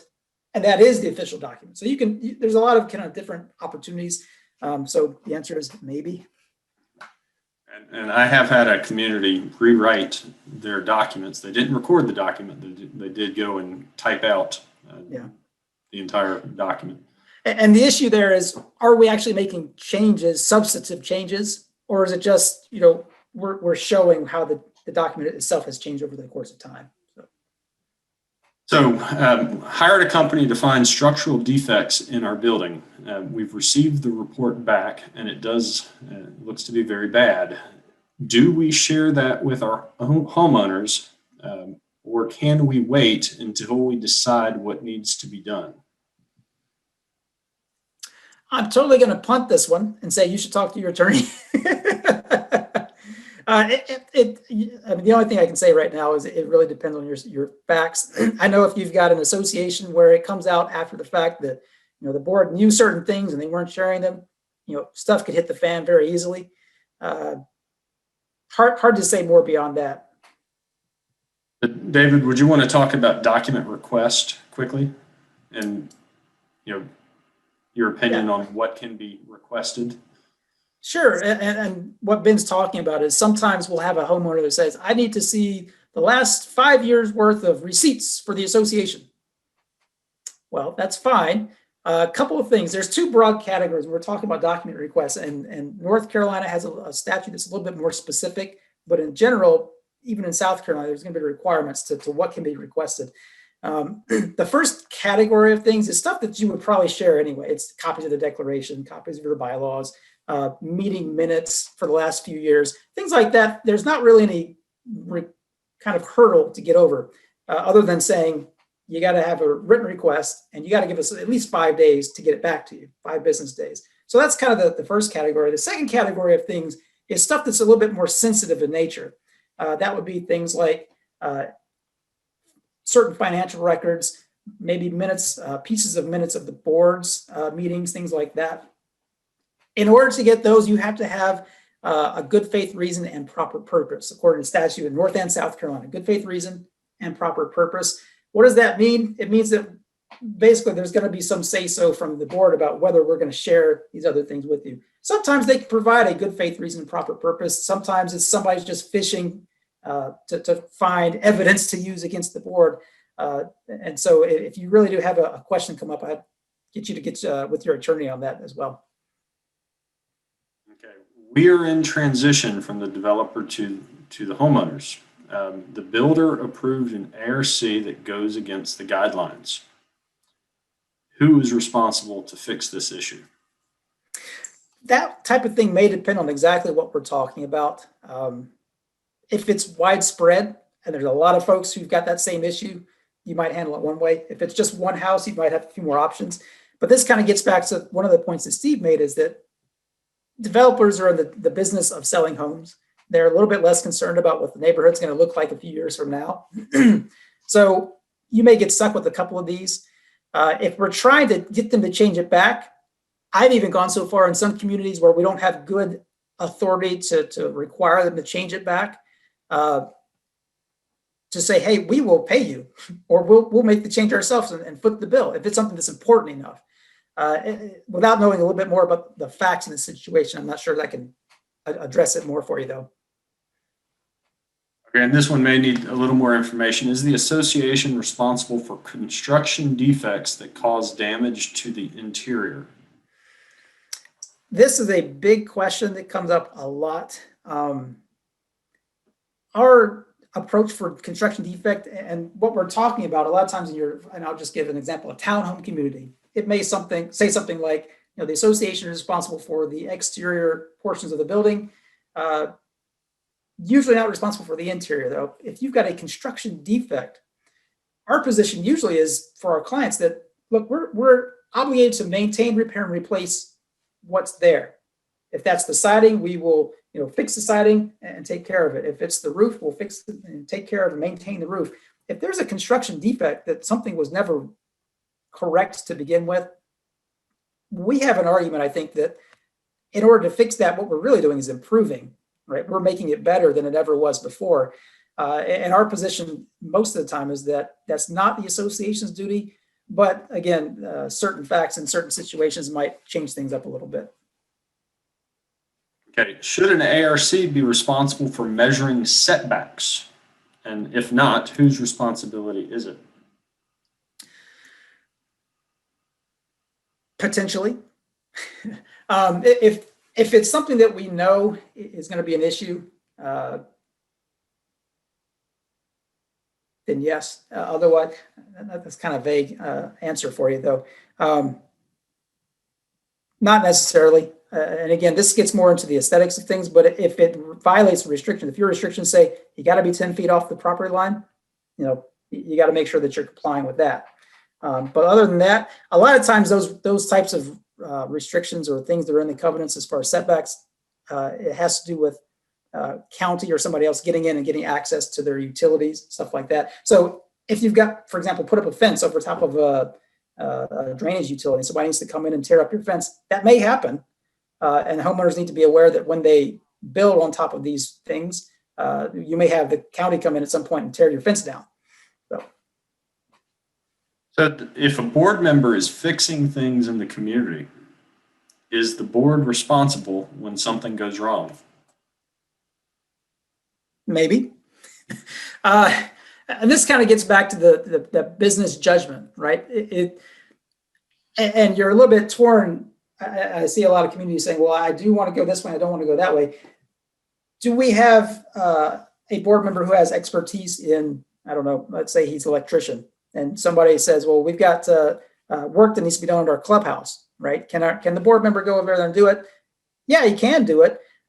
It might make more sense liability-wise if we had somebody else who was hired, who was vetted, make sure they're providing insurance certificates so that if something goes wrong, we've got an avenue to fix it.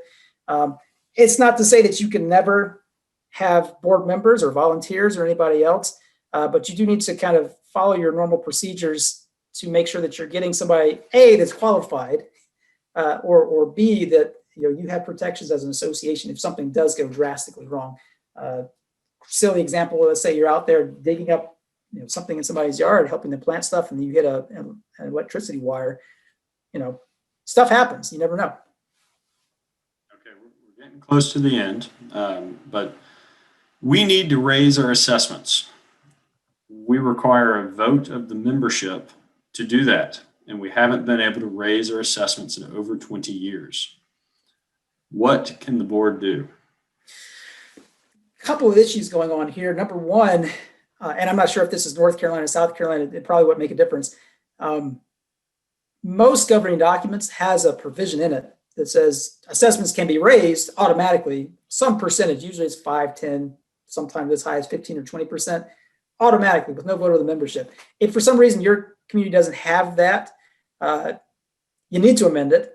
As far as getting the votes though, and I think that's really one of your main questions, there's a lot of things you can do. A lot of times associations have tried to, if the documents call for a vote at a meeting, in North Carolina, you may have other avenues of how you can amend it. We're talking about the declaration. By statute, you can do it in ways other than at a meeting. Even in South Carolina, or even if you want to use a different procedure, you can do it by mail ballot. You can do it.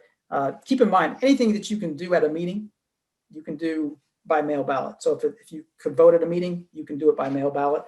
Other things, if you do want to try to get together and have a meeting, gather proxies in advance of the meeting, whenever the meeting is going to be, so that you know that you will have enough in advance of the meeting. Sometimes that means that we're going to say our meeting is going to be 6 months from now to make sure that you've got the proxies that you need. There's a lot of strategies that can be used though to get it done, but that's important. If you can't raise your dues, you're going to have problems, and it sounds like you may have problems already.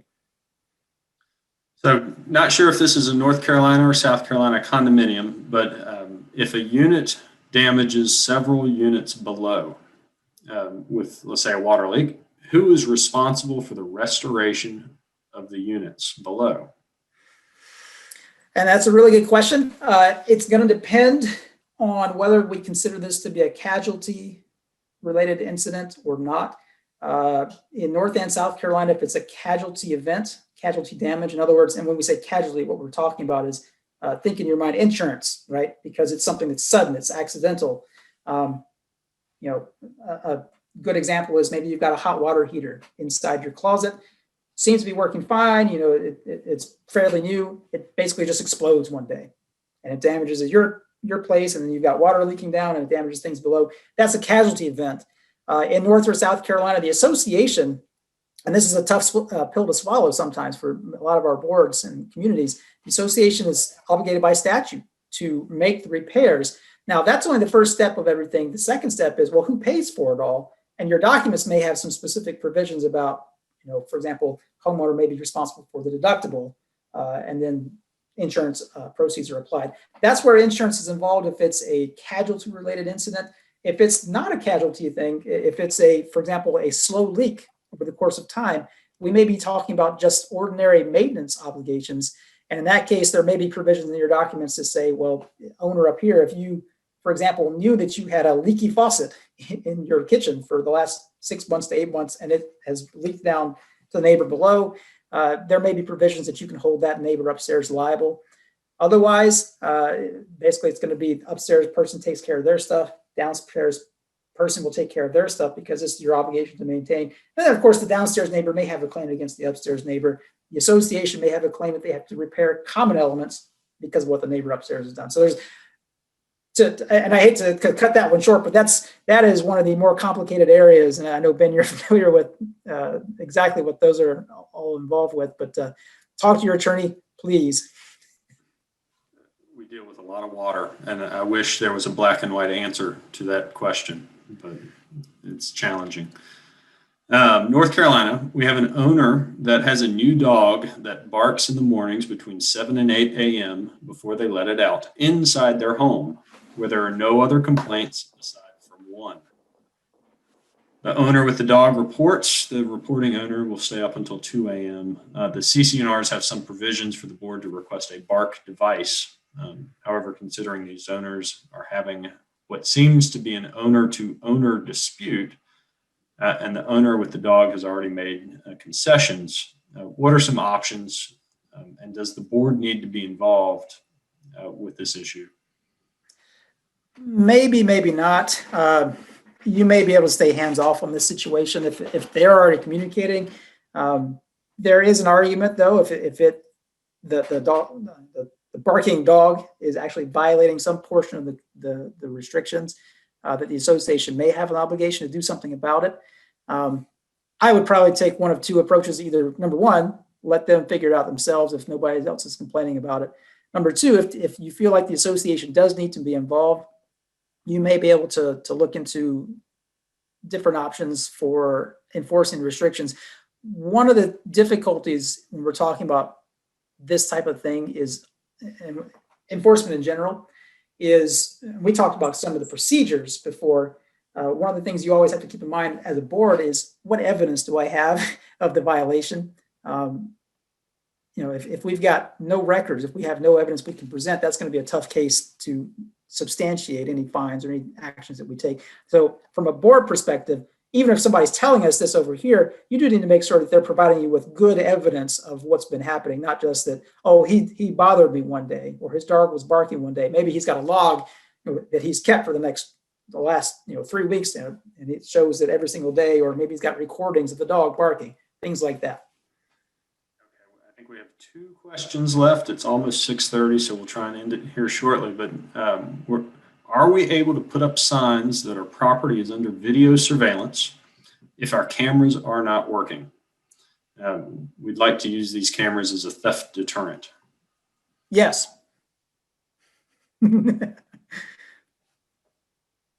Follow up that question. Does the association have any liability if the cameras are not working and they are told that they're under video surveillance? This gets into the issue of, does the association have some sort of obligation to protect its members? We would argue in most cases that it does not, although I believe there was a case, I think it was a North Carolina case in the last year where it wasn't an HOA, but I think it was an apartment complex, and there was some question about whether the owner of the apartment complex had a duty to actually protect members from criminal elements and other things. We've usually taken the position that we, the association, are not the guarantors of your security. There's an argument that somebody might say, well, I thought I was being protected somehow. Maybe what you do is you say, you are being videoed, but we are not providing enforcement, or we are not going to be there to protect you. This is just a video, and see how that goes. Okay, and last question. Declaration contains a clause that residents cannot park on the street. However, the town of X told us that we have no authority to control public streets. Can we enforce this restriction? I'm curious to see where that is, but this actually is there's 2 schools of thought about public streets and what the association can do with the public streets. One school of thought is, well, it's a public street. It's not the association's property, and therefore we can make no rules at all about what happens in the public street, including, not parking in the public street. The other school of thought is that, just like all other things with HOAs, we can create rules. That's kind of, and I'll tell you, Steve and I subscribe to the second theory, and we got at least one other attorney in our firm that subscribes more or less to the first one. kind of this is the basis of what an HOA is to begin with. Is we've got a group of people who've gotten together and says these are the rules which go above and beyond what the county or anybody else may require that we're going to live by, and there are obligations and there are penalties attached to following those rules. I would take the position that yes, you can, if your specific restrictions say you can't park in the street, you have the ability to enforce those restrictions, and if they allow fining as a violation, and then you have that as a available remedy too. Curious to see where that is, but I would go with the second of those. I'll just add my experience is it's a very, very hard thing to manage. And then you need to be very careful with how your documents are worded. If the documents say all parking shall be on the lot, right, or all parking shall be on the driveway, it doesn't specifically state you can't park in the street.